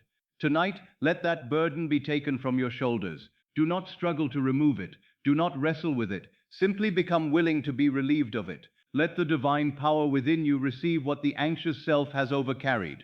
Feel, if you can, a subtle loosening at the neck, a softening across the upper back, a release in the chest. Let the shoulders drop not merely from physical relaxation, but from inward consent. You are not required to bear this alone. You are not required to remain the sole manager of every uncertainty. Something greater than your fear is present. Something wiser than your tension is already moving. You act when moved, but you do not panic in order to prove devotion. This is a truth many must learn. They have believed that worry proves love, that strain proves seriousness, that exhaustion proves commitment. They think that if a matter matters deeply, then they must suffer deeply over it. But I tell you, love does not require torment. Responsibility does not require self-abandonment. Devotion does not require panic. You may care with a peaceful heart. You may serve with a quiet mind. You may take necessary action without making anxiety the altar upon which you sacrifice your rest. The fulfilled self says, when action is needed, I will know. When speech is needed, I will speak. When waiting is needed, I will wait. But I will not pretend that fear is wisdom. I will not mistake nervous movement for divine guidance. I will not run in circles inwardly and call it faithfulness. This self is not lazy, it is aligned. It is not indifferent, it is surrendered. It does not become inert, it becomes receptive. It leaves room for inspired movement to arise from a calm center rather than from the storm of compulsion. You are being invited into the state of being carried. See yourself upon a calm river at twilight. The water moves steadily, not hurriedly, not violently, but surely. You are not standing on the bank trying to drag the river forward with your hands. You are upon it, supported by it, borne by a movement larger than your own. The current knows the way downstream. It curves where it must curve. It widens where it must widen. It passes beneath branches, through open stretches, around stones hidden from view. You need not command each motion of the water. You rest, and yet you are moving. You yield, and yet you are carried. You are not abandoned because you are not forcing the course. You are supported by a deeper motion. Let that image soothe you. You are carried by the current of divine order. You do not have to leap from the river every few moments to inspect whether progress is being made. You do not have to push against the water to prove that you desire the destination. Your stillness does not stop the river. Your calm does not delay the journey. Your trust does not weaken the flow. It harmonizes you with it. There is another image. Imagine resting in the arms of divine order itself, not as a child of fear clinging desperately, but as one who has finally remembered that support is real. The body relaxes because it is held. The mind relaxes because it is not alone. The heart relaxes because the burden is shared with the power that is, in truth, its very source. You have perhaps imagined God as someone who must be reached from afar, someone whose help requires your repeated anguish. But the divine is not distant. The sustaining power is within. It has not been absent from your struggle. It has been waiting for you to cease resisting peace. Rest in the arms of divine order. Let that phrase settle through you. Rest in the arms of divine order, not in the arms of chance, not in the arms of chaos, not in the arms of your own fear, in the arms of order, in the arms of intelligence, in the arms of the I am that knows the end from the beginning. If you could truly feel that you are held, what question would lose its urgency? What fear would loosen its grip? What thought would no longer need repeating? Let yourself discover. You may have lived as though the road appears only beneath the feet of the worried, but I tell you, the path is often most clearly felt by the peaceful. Imagine walking a path already prepared. You do not see its entire length, but each portion appears as you come to it. The ground is firm beneath you. The way does not vanish because the horizon is hidden. You walk in trust, and the next step reveals itself. This is how life unfolds when you let God handle the unseen. Not always through dramatic signs, often through quiet inclinations, timely words, natural opportunities, a sudden understanding, a door opening at the precise hour. The path is prepared in ways you cannot yet observe, and you walk it most gracefully when you are not consumed by the fear that there is no path at all. The old self says, everything depends on me. The fulfilled self says, the deeper power moves through me and before me. The old self says, I must keep thinking or nothing will happen. The fulfilled self says, what has been accepted in consciousness is already moving. The old self says, I am alone with this burden. The fulfilled self says, I am carried. The old self says, if I do not panic, I do not care. The fulfilled self says, I act when moved, but I do not panic in order to prove devotion. Feel the difference between these two states. One is narrow, constricted, clenched. The other is spacious, open, supported, One lives under the tyranny of effort, the other moves under the grace of assumption. One is always asking, what if I fail to control this? The other rests in, the power within me is already arranging what belongs to me. One carries life as a crushing responsibility, the other cooperates with life as a living flow. And because this video is meant to meet you in the hours before sleep, I ask you now to choose which self enters the night. Do not let the old self bent beneath invisible weights climb into bed with you and continue its vigil through the dark. Let that self be gently dismissed. Thank it if you wish for trying to protect you in the only way it knew, but tell it softly, you may rest now. We are not carrying life by fear tonight. Let the fulfilled self take its place. The self that trusts, the self that receives, the self that is carried. You are not abandoned to your own small calculation. The same power that formed the stars knows the path before you. You act when moved, but you do not panic in order to prove devotion. Again, let these truths sink deeper. You are not abandoned to your own small calculation. There is a wisdom larger than your analysis. There is a movement beyond your conscious prediction. There is a path before you that does not require constant anxiety to remain in existence. The same power that formed the stars knows the path before you. The order of heaven is not less capable in the details of your life. You act when moved, but you do not panic in order to prove devotion. Action becomes clean when it is no longer contaminated by fear. Duty becomes lighter when it is no longer confused with dread. Love becomes truer when it is no longer expressed as mental suffering. Imagine the burden being lifted now. Perhaps not all at once, perhaps only enough for you to breathe more freely. See it leaving your shoulders. See it placed into hands far wiser than the hands of worry. If an image helps, imagine a gentle light receiving it. If no image comes, feel simply the release. The matter you have been carrying is not vanishing from existence. It is being transferred from fear to faith. It is no longer held by the anxious self. It is placed within divine order. It is handled at a level beyond strain. Perhaps say inwardly, I am carried. Slowly, I am carried. Let the phrase enter the body. I am carried. Again, with less effort. I am carried by the power within. Let the shoulders respond. Let the heart hear it. I am not alone in handling my life. Let that truth reach places where exhaustion has long lived. I am not alone in handling my life. The path is not formed by fear. The answer is not dependent upon. The next step will come in its hour. The deeper power moves before me. You can rest now without neglecting anything. You can sleep now without betraying your desires. You can release the burden without losing the outcome. You can stop mentally guarding every door and still be guided. You can let divine order act through you and around you. You can be carried. If tomorrow asks something of you, you will meet it. If a decision comes, wisdom will accompany it. If a word must be spoken, it will arise. If a door opens, you will see it. If a door closes, another path will be prepared. You need not take tomorrow's movements into tonight's bed. Tonight belongs to rest. Tonight belongs to trust. Tonight belongs to the state of being carried. Let the old self recede like a fading echo. It has carried enough. It has stood guard long enough. It has worried enough. It has tried to be the power long enough. Now let the fulfilled self emerge, not with noise but with calm authority. Let it whisper, I am supported, I am guided, I am carried. The deeper power moves through me and before me. Let this become the atmosphere of sleep. You are not abandoned to your own small calculation. The same power that formed the stars knows the path before you. You act when moved, but you do not panic in order to prove devotion. Rest in the arms of divine order. Drift upon the calm river of trust. Walk inwardly the path already prepared. Feel the burden lifted. Feel the mind becoming quiet. Feel the heart relieved of the false duty to carry everything alone.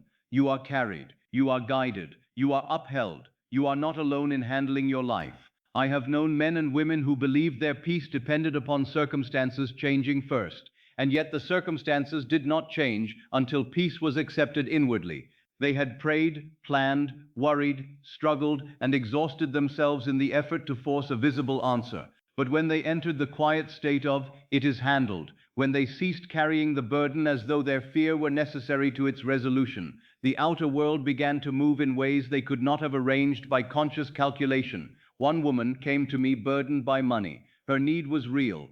Obligations stood before her, and each day she rose with the weight of them already upon her chest. By evening, she had reviewed the same concerns 100 times. She imagined letters of demand. She imagined embarrassment. She imagined herself unable to meet what was required. She told herself she was trying to be responsible, but in truth she had become inwardly married to the state of pressure. She slept in pressure. She woke in pressure. She carried pressure into every ordinary moment of the day. When she spoke with me, she said, "I cannot rest until I know how this will be paid." I answered her, "Then you have made rest dependent upon the very appearance that your unrest continues to preserve. You must become inwardly the woman whose obligation is already met." She struggled with this at first. The senses argued against it. The mind returned to calculations. But that night, rather than rehearsing the debt, she lay quietly and asked herself, "How would I feel if this were already taken care of?" She did not imagine a long sequence of events. She simply allowed the relief to enter. She felt herself sitting at ease, breathing freely, the matter no longer pressing upon her. Inwardly, she heard herself say, "Thank God, it is handled." She returned to that state night after night, not always perfectly. Some evenings fear rose again. But rather than following it, she returned gently to relief. She ceased asking, "How will this come?" and began resting in provision is already arranged. During the day, when worry approached, she did not make war with it. She simply answered, "I have given this to God within. I do not take it back." In a short while, a relative who had not previously spoken of the matter contacted her unexpectedly regarding a sum that had become available through a family arrangement she did not know was being considered.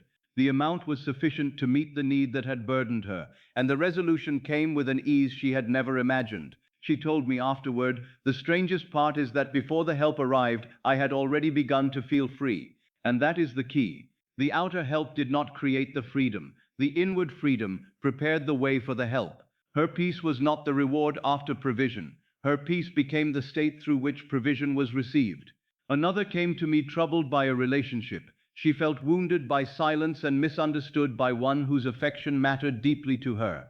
She replayed their last conversation again and again. She imagined what he must be thinking. She imagined coldness. She imagined pride. She imagined permanent distance. The outer silence was painful, but the inward argument was worse. Even while sitting alone, she was in constant conversation with him in imagination, defending herself, accusing him, predicting further hurt. The relationship continued to wound her, not only through outward absence, but through the scenes she gave life to within.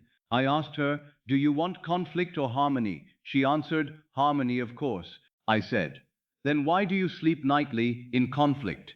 If harmony is the end, hear harmony, feel harmony, see him from the end fulfilled." She was not instructed to manipulate, to force or to beg. She was asked to release the argument inwardly. That night she revised the last conversation. Instead of hearing tension, she heard warmth. Instead of seeing distance, she imagined a softened expression. Instead of ending in pain, the inner scene ended in peace. Then she rested in the feeling that all resentment had dissolved. For several nights, she repeated this simple imaginal act. She did not strain. She did not mentally command the outer person. She became inwardly the woman who had already been met with understanding. When fear whispered, "What if he never returns?" she answered, "I no longer occupy that state." When memory tried to reopen the old wound, she revised again, not laboriously, but with quiet authority. She let God handle the conversation. Soon thereafter, a message came. It was not dramatic, but it was enough to open the way. A meeting followed. Words were exchanged more tenderly than she had expected. Misunderstanding gave way to honest affection, and the atmosphere between them changed naturally. She later said, "I had spent so much time trying to make him understand me inwardly that I had forgotten to rest in being understood." Her shift did not begin with his message. It began when she ceased carrying him as a problem in consciousness. Do not think these examples belong only to some chosen few. The law is impersonal. It responds to the state accepted. The same principle that brought relief to her can apply to the conflict you may carry now. If there is someone in your heart whom you have turned into a source of inward struggle, release the argument. See the end of harmony. Enter the feeling of peace. Let divine intelligence arrange the bridge. I also remember a man who feared a professional setback. He had labored faithfully in his position, yet circumstances at his place of work grew uncertain. Rumors moved among his colleagues. He began to fear dismissal. Each morning he imagined the dreaded conversation. Each evening he replayed scenes of failure. He pictured himself leaving in shame. He worried about money, reputation, and the future. Outwardly, little had happened yet. Inwardly, he had already experienced ruin many times. He told me, "I am trying to prepare myself." I answered, "You are preparing the state of loss. Prepare instead the state of being secure, valued, and guided." He asked how he could feel secure while everything around him seemed unstable. I told him, "The same way you now feel failure before failure has occurred. You have already proven your ability to enter a future inwardly. Enter a different one." That night, he imagined himself speaking with a friend who congratulated him on a better position, one that gave him stability and increased satisfaction. He did not insist that this better position come through a specific door.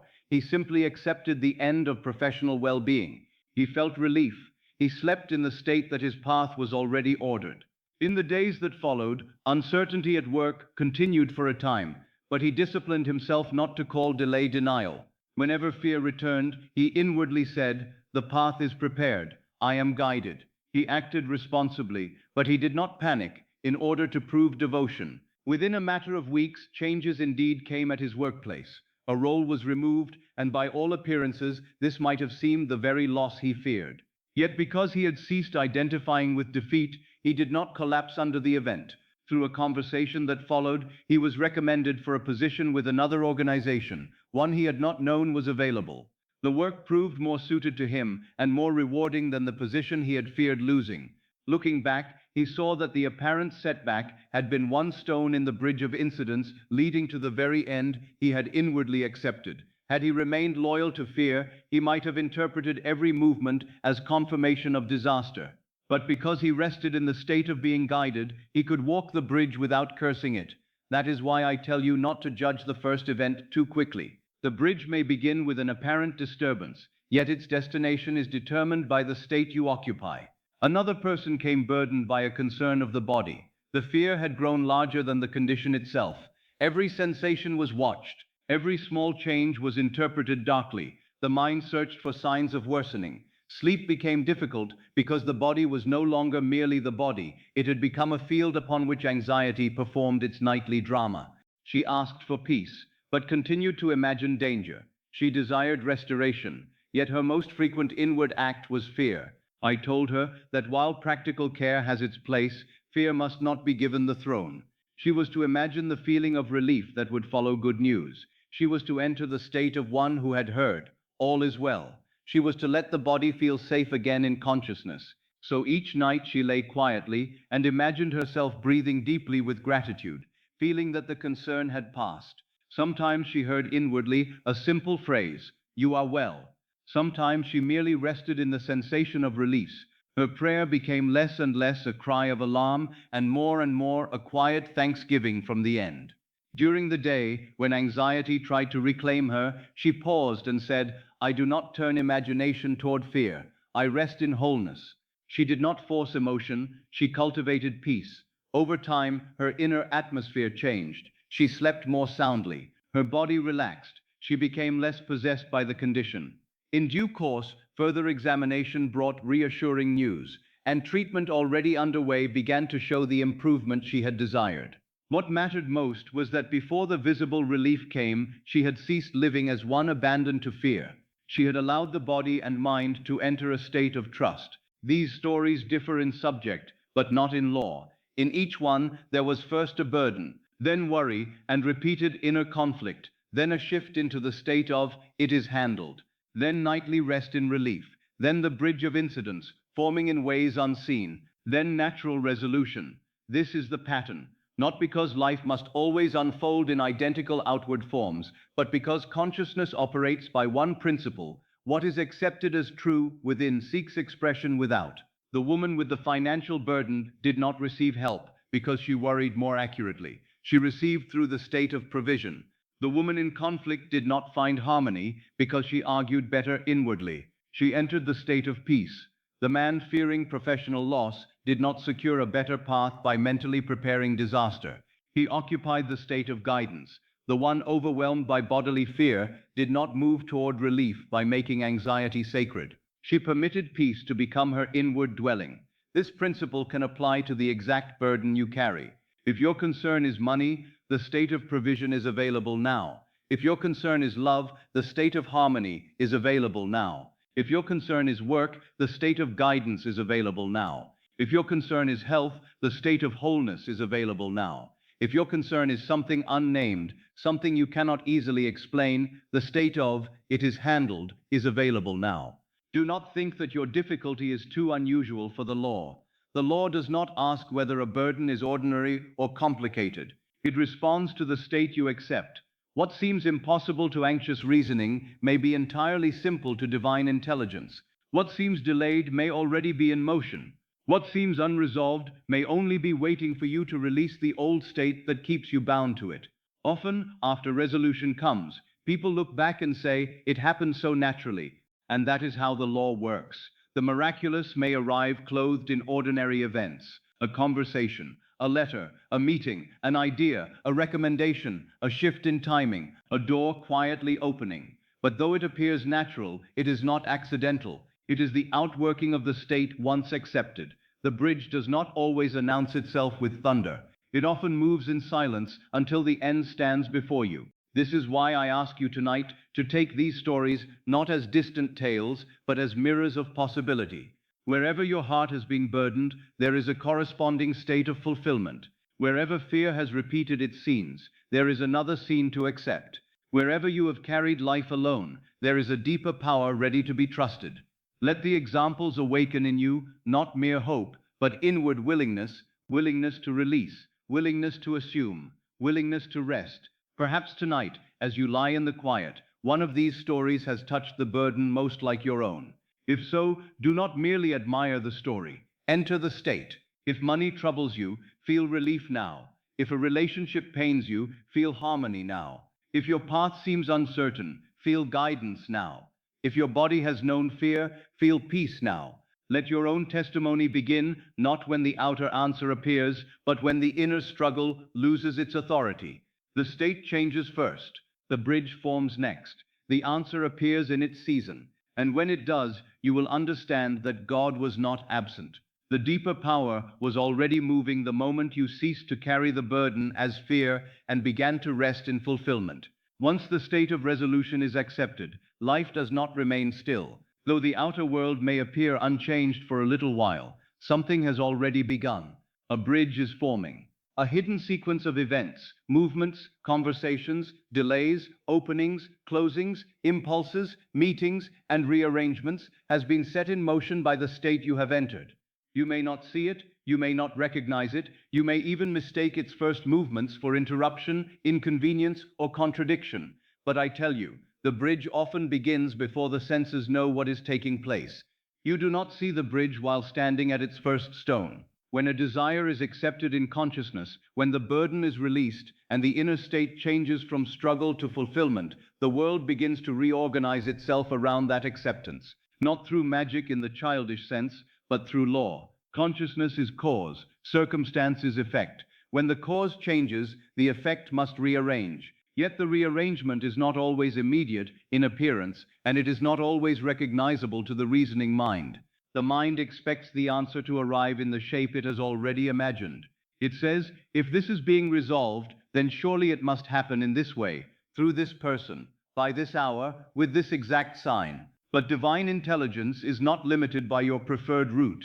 It knows ways you do not know. It sees connections you cannot see. It moves through channels beyond personal calculation. God handles the details by means beyond the reasoning mind. Perhaps a delay occurs. You expected movement today, and instead there is silence. The old self says, nothing is happening. But what if that delay is protecting you from the wrong arrangement? What if it is allowing another person to be moved, another event to occur, another condition to align? What if the visible pause is part of the unseen preparation? Do not call delay denial. Do not pronounce judgment upon the bridge while it is still being built. Perhaps a plan changes suddenly. A meeting is postponed. A journey is altered. A conversation does not occur when you expected. The anxious mind calls this disorder. Yet one changed plan may create the precise crossing of paths through which your answer arrives. The appointment that did not happen may make room for the encounter that needed to happen. The route interrupted may place you upon the road more suitable to the fulfilled state. The world may appear to shift away from your desire, while in truth it is being redirected toward it. Do not call the unfolding confusion simply because it is not yet understood. Perhaps a door closes, an offer does not come, a person says no. The visible circumstance appears to contradict the inner assumption. Yet sometimes what closes is not the answer being withheld, but the lesser path being removed. The door you were pushing against may not have led where you thought. A stronger, cleaner, more fitting path may already be opening elsewhere. If you worship appearances, you will collapse at the first closed door. If you remain faithful to the state, you will eventually see that the closed door was not defeat, it was direction. Perhaps a sudden invitation arrives. A letter comes unexpectedly. Someone speaks a word that seems casual, yet it awakens a new thought. You meet a person you had no plan to meet. You hear of an opportunity you did not know existed. You are moved to write, to call, to travel, to remain still, to accept, to decline. Some of these impulses may seem ordinary, almost too small to matter.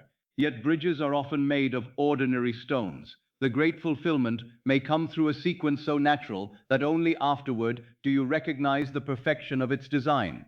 You do not see the bridge while standing at its first stone. This is why you must not demand that every event announce its purpose in advance.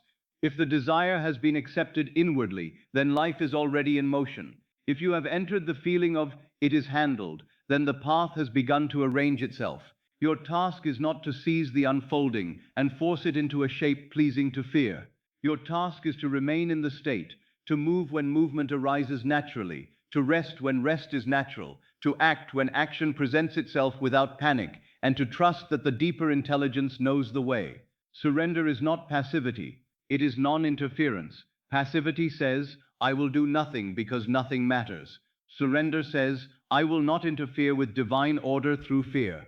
Passivity is dullness. Surrender is awakened trust. Passivity refuses appropriate action. Surrender allows action to arise from clarity rather than compulsion. You are not asked to sit lifeless while life unfolds around you. You are asked to cease acting from panic, cease forcing from fear, cease trying to construct the whole bridge with your trembling hands. When the next step is yours, it will become clear. When the word is yours to speak, you will know it. When the door is yours to enter, it will open with an inward sense of rightness. When stillness is wiser than movement, stillness will be enough.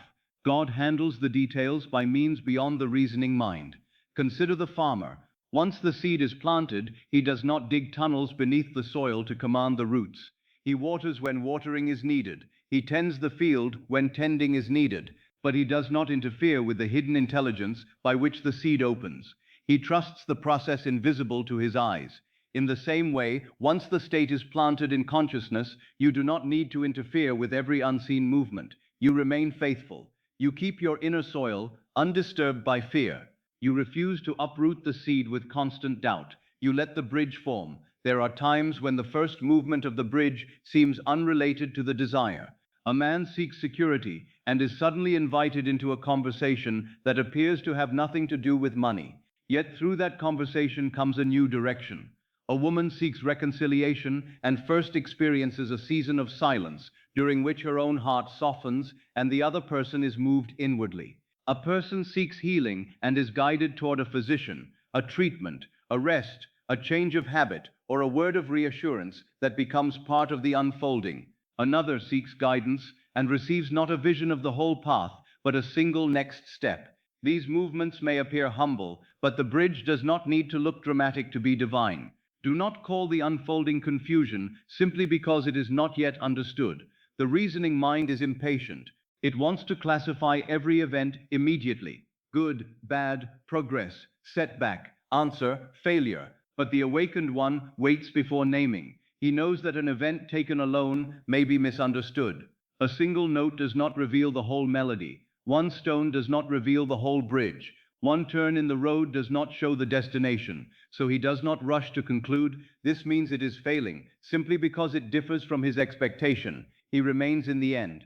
He lets the unfolding reveal its meaning in time. Perhaps you have already seen this in your own life.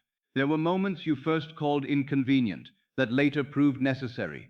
There were meetings you resisted that introduced blessings. There were losses that made space for greater gain. There were delays that protected you from premature action. There were endings that freed you for beginnings you could not yet imagine. Looking backward, you saw design. Looking forward, you called it uncertainty. The bridge often becomes visible only after you have crossed part of it. You do not see the bridge while standing at its first stone. Therefore, do not despair because you cannot yet trace the route. Do not think nothing is moving because everything is not yet visible. Do not measure the activity of God within by the restlessness of appearances. The unseen movement may be profound precisely when the surface seems quiet. A heart may be turning. A plan may be forming. A new possibility may be ripening. Something that looked fixed may already be loosening. Something you feared permanent may already be dissolving. Something you longed for may already be approaching through an avenue you have not considered. Stay with the state. If you have chosen peace, remain peaceful. If you have chosen provision, remain inwardly supplied. If you have chosen harmony, remain inwardly reconciled. If you have chosen healing, remain inwardly restored. If you have chosen direction, remain inwardly guided. Let the bridge serve the state, not the state serve the bridge. Many reverse the order. They say, if the bridge appears, then I will trust. But the bridge appears because trust has been accepted. They say, if the path becomes clear, then I will feel calm. But calmness opens the eye to the path. They say, if circumstances move, then I will believe. But belief in the fulfilled state is what allows circumstances to move differently. Again, the state is first. The bridge follows. God handles the details by means beyond the reasoning mind. The reasoning mind may resist this because it wants credit for arranging everything. It prefers a path it can calculate, a sequence it can supervise, a result it can explain. Yet the greatest movements in life often come through what reason could not have manufactured. The exact words spoken at the exact hour, the appearance of the right person, the reversal of a circumstance, the unexpected opportunity, the inner impulse that proves timely, the quiet change in another's attitude, the sudden solution to what seemed immovable. These things belong to the invisible orchestration of consciousness, expressing itself through the world. When action is needed, it will arise naturally. You need not sit waiting for thunder.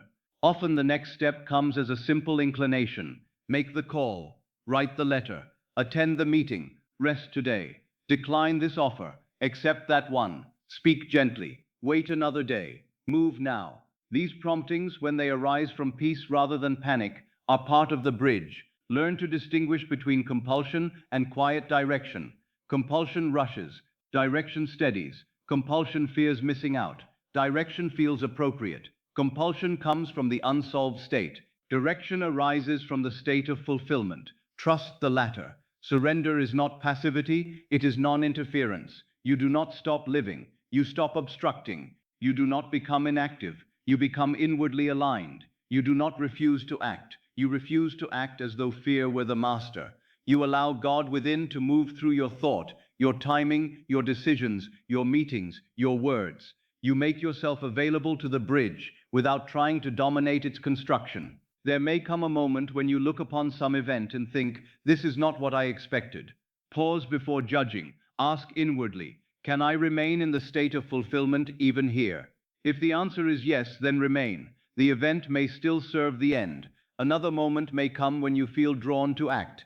Ask, does this arise from fear or from the quiet certainty that the way is opening? Let peace be your guide. Let the fulfilled state determine your movement.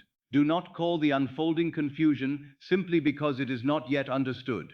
What seems like a detour may be direct. What seems like silence may be preparation. What seems like loss may be clearing. What seems like delay may be timing. What seems like interruption may be introduction. What seems like ordinary chance may be the bridge of incidents wearing a common garment. Life is subtler than the anxious mind imagines. God moves in ways you do not see. And because you do not always see, you must learn to trust, not blindly, but lawfully. Trust because you know consciousness is cause. Trust because you know the state has been accepted. Trust because you know what is accepted within seeks expression without. Trust because the bridge need not reveal itself all at once to be real. Trust because the unseen is not empty, it is active, it is intelligent, it is already moving. You do not see the bridge while standing at its first stone. God handles the details by means beyond the reasoning mind. Do not call the unfolding confusion simply because it is not yet understood. Let these words restore your peace whenever the path seems unclear. Let them return you to the end. Let them prevent you from tearing apart the unfolding with premature judgment. Let them remind you that you are not required to know how the answer travels. You are required only to remain faithful to the state in which the answer is already true. Even now, movement may already be happening. Even now, a bridge may be forming. Even now, what seems still may be shifting.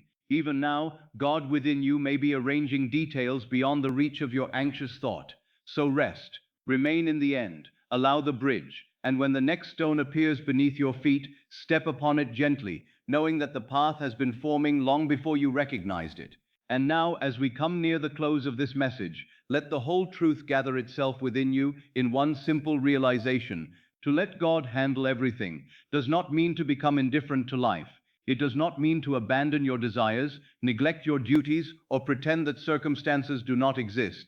It means something far deeper, far more powerful, and far more sacred. It means you cease using your imagination against yourself. It means you stop kneeling inwardly before fear. It means you release the belief that your strain is what keeps life moving. It means you accept that the divine power within you is greater than the anxious mind that has tried to take its place. Worry is misused imagination. Every fearful scene rehearsed inwardly is imagination turned away from fulfillment and offered instead to distress. Every repeated question of how, every anticipated disaster, every inward argument with tomorrow is a movement into the state of the problem. And what you enter within, you continue to experience inwardly, whether or not the outer circumstance has yet changed. This is why worry exhausts you. It makes you live in many unwanted futures before one future has arrived. It gives weight to shadows. It breathes life into possibilities you do not desire. It confuses suffering with responsibility. But surrender is state selection. Surrender is not collapse. It is not weakness. It is the deliberate choice to leave the state of strain and enter the state of resolution. It is the inward decision to stop saying, I must carry this by fear, and begin saying, this is handled in consciousness. It is the movement from problem management to state selection, from endless analysis to inward acceptance, from restless pleading to quiet prayer. You do not surrender the desire. You surrender the fear that has wrapped itself around the desire. You do not give up the end. You give up the anxious attempt to force the bridge. God within does not require your strain. The power within you does not become stronger because you become more anxious. Divine intelligence is not awakened by panic. The I am within you is not waiting for your nervous mind to produce the perfect argument, the perfect plan, the perfect sequence of worried thoughts. God does not need your worry in order to work. The deeper law moves by state, by assumption, by feeling accepted as true. When you rest in the fulfilled end, you are not doing nothing. You are entering the creative cause. You are ceasing to interfere with the answer by continually affirming the problem. Peace is creative. Peace is not the reward that comes after all is changed. Peace is the state that welcomes change. Peace is your refusal to continue identifying with the unresolved condition. Peace says, I no longer belong to this fear. Peace says, I accept the answer before the evidence appears. Peace says, the burden has been placed in God within, and I will not keep taking it back. When the inner argument ends, outer resistance begins to dissolve. When the calm mind gives no more creative food to fear, fear begins to weaken. When you cease rehearsing distress, distress loses its inward throne. Your calm is not carelessness, it is faith. It may appear to the worldly mind that calm in the face of uncertainty is foolish. The world may say you should remain tense until everything is visibly arranged, but I tell you, anyone can relax after the answer. Faith relaxes before the answer appears, because faith has accepted the unseen as real. Faith does not deny appearances, it refuses to enthrone them. Faith sees the old evidence and says, this may still be visible, but it is not my final authority. Faith understands that the outer world often lags behind consciousness. Faith knows that what has been accepted within is already alive, even before it arrives in form. The path does not need to be known. How often has the mind tormented itself by demanding the route, the timing, the explanation, the sequence of events? How will the money come? How will the heart change? How will the opportunity appear? How will the body be restored? How will this whole matter resolve? Yet the path is not your burden. The state is your responsibility. Do not demand the bridge while refusing to occupy the destination. Once the state is accepted, the bridge begins to form. A delay may be arrangement. A closed door may be protection. A changed plan may be redirection. A conversation may be the first stone. A silence may be preparation. You do not see the bridge while standing at its first stone, but that does not mean the bridge is absent. Let God handle everything by refusing to reclaim the burden in consciousness. This is the heart of the teaching. You may release the burden tonight, but tomorrow the old habit may try to place it back upon your shoulders. It may whisper, think of me again, fear me again, check again, reopen the case, rehearse the scene, ask how once more. In that moment, remember what you have learned. Do not reclaim the burden inwardly. Do not rebuild the state of distress after having chosen peace. Return gently. Say, it is handled. Say, the answer has been accepted. Say, I rest in the end. Let the burden fall again. Each return strengthens the new state. Each refusal to feed fear deepens your agreement with fulfillment. Your peace is your agreement with the answer. When you are peaceful, you are agreeing inwardly that the matter is not beyond divine order. When you are calm, you are consenting to the state of resolution. When you cease the anxious questioning, you are no longer testifying against your own desire. When you rest in fulfillment, you are praying truly. For the fulfilled state is the true prayer. Prayer is not repeated distress, turned heavenward. Prayer is not begging from lack. Prayer is the inward acceptance of the answer. Prayer is feeling, this is settled. Prayer is hearing within, thank you, Father, as one who has already received. Prayer is resting in the end before the world has announced it. The fulfilled state is the true prayer. If the matter were already handled, how would you feel? That feeling is the doorway. If the burden were already lifted, how would your body rest? That rest is the prayer. If the answer were already given, what would your inward conversation become? That conversation is the prayer. If the path were already prepared, what urgency would leave you? That absence of urgency is the prayer. Prayer is the soul consenting to completion. So now you understand what it means to let God handle everything. It means you stop worshiping worry. It means you stop making fear your counselor. It means you no longer confuse tension with love, strain with responsibility, or panic with devotion. It means you take back the creative faculty of imagination and direct it toward peace, resolution, harmony, provision, healing, and fulfillment. It means you let the burden be released from consciousness instead of carried there night after night. It means you sleep not as one abandoned to problems, but as one carried by divine order. Your peace is your agreement with the answer. Your calm is not carelessness, it is faith. Let God handle everything by refusing to reclaim the burden in consciousness. Let these truths accompany you into the final quiet of the night. Let them settle beneath the words. Let them become not merely ideas you understand, but states you inhabit. Tonight, release the problem, release the person, release the timing, release the question of how. Release the old self that believed everything depended upon its fear. Enter instead the fulfilled state. Enter the prayer that does not beg. Enter the peace that is already an answer. Enter the trust that says, the deeper power is moving, I am carried, it is handled. And if there is one matter above all others that has troubled your heart, place it now before the I am within you. Do not explain it at length.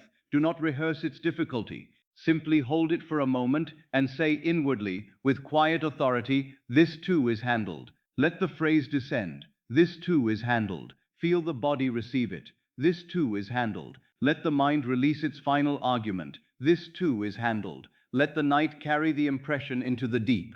Nothing more is required of you in this moment. You have worried enough. You have carried enough. You have asked how enough. You have tried to manage enough. Now rest. Rest in the answer. Rest in the divine order. Rest in the state of fulfillment. Rest in the God within who needs no fear in order to work. Your peace is your agreement with the answer. And tonight, let peace be your final word.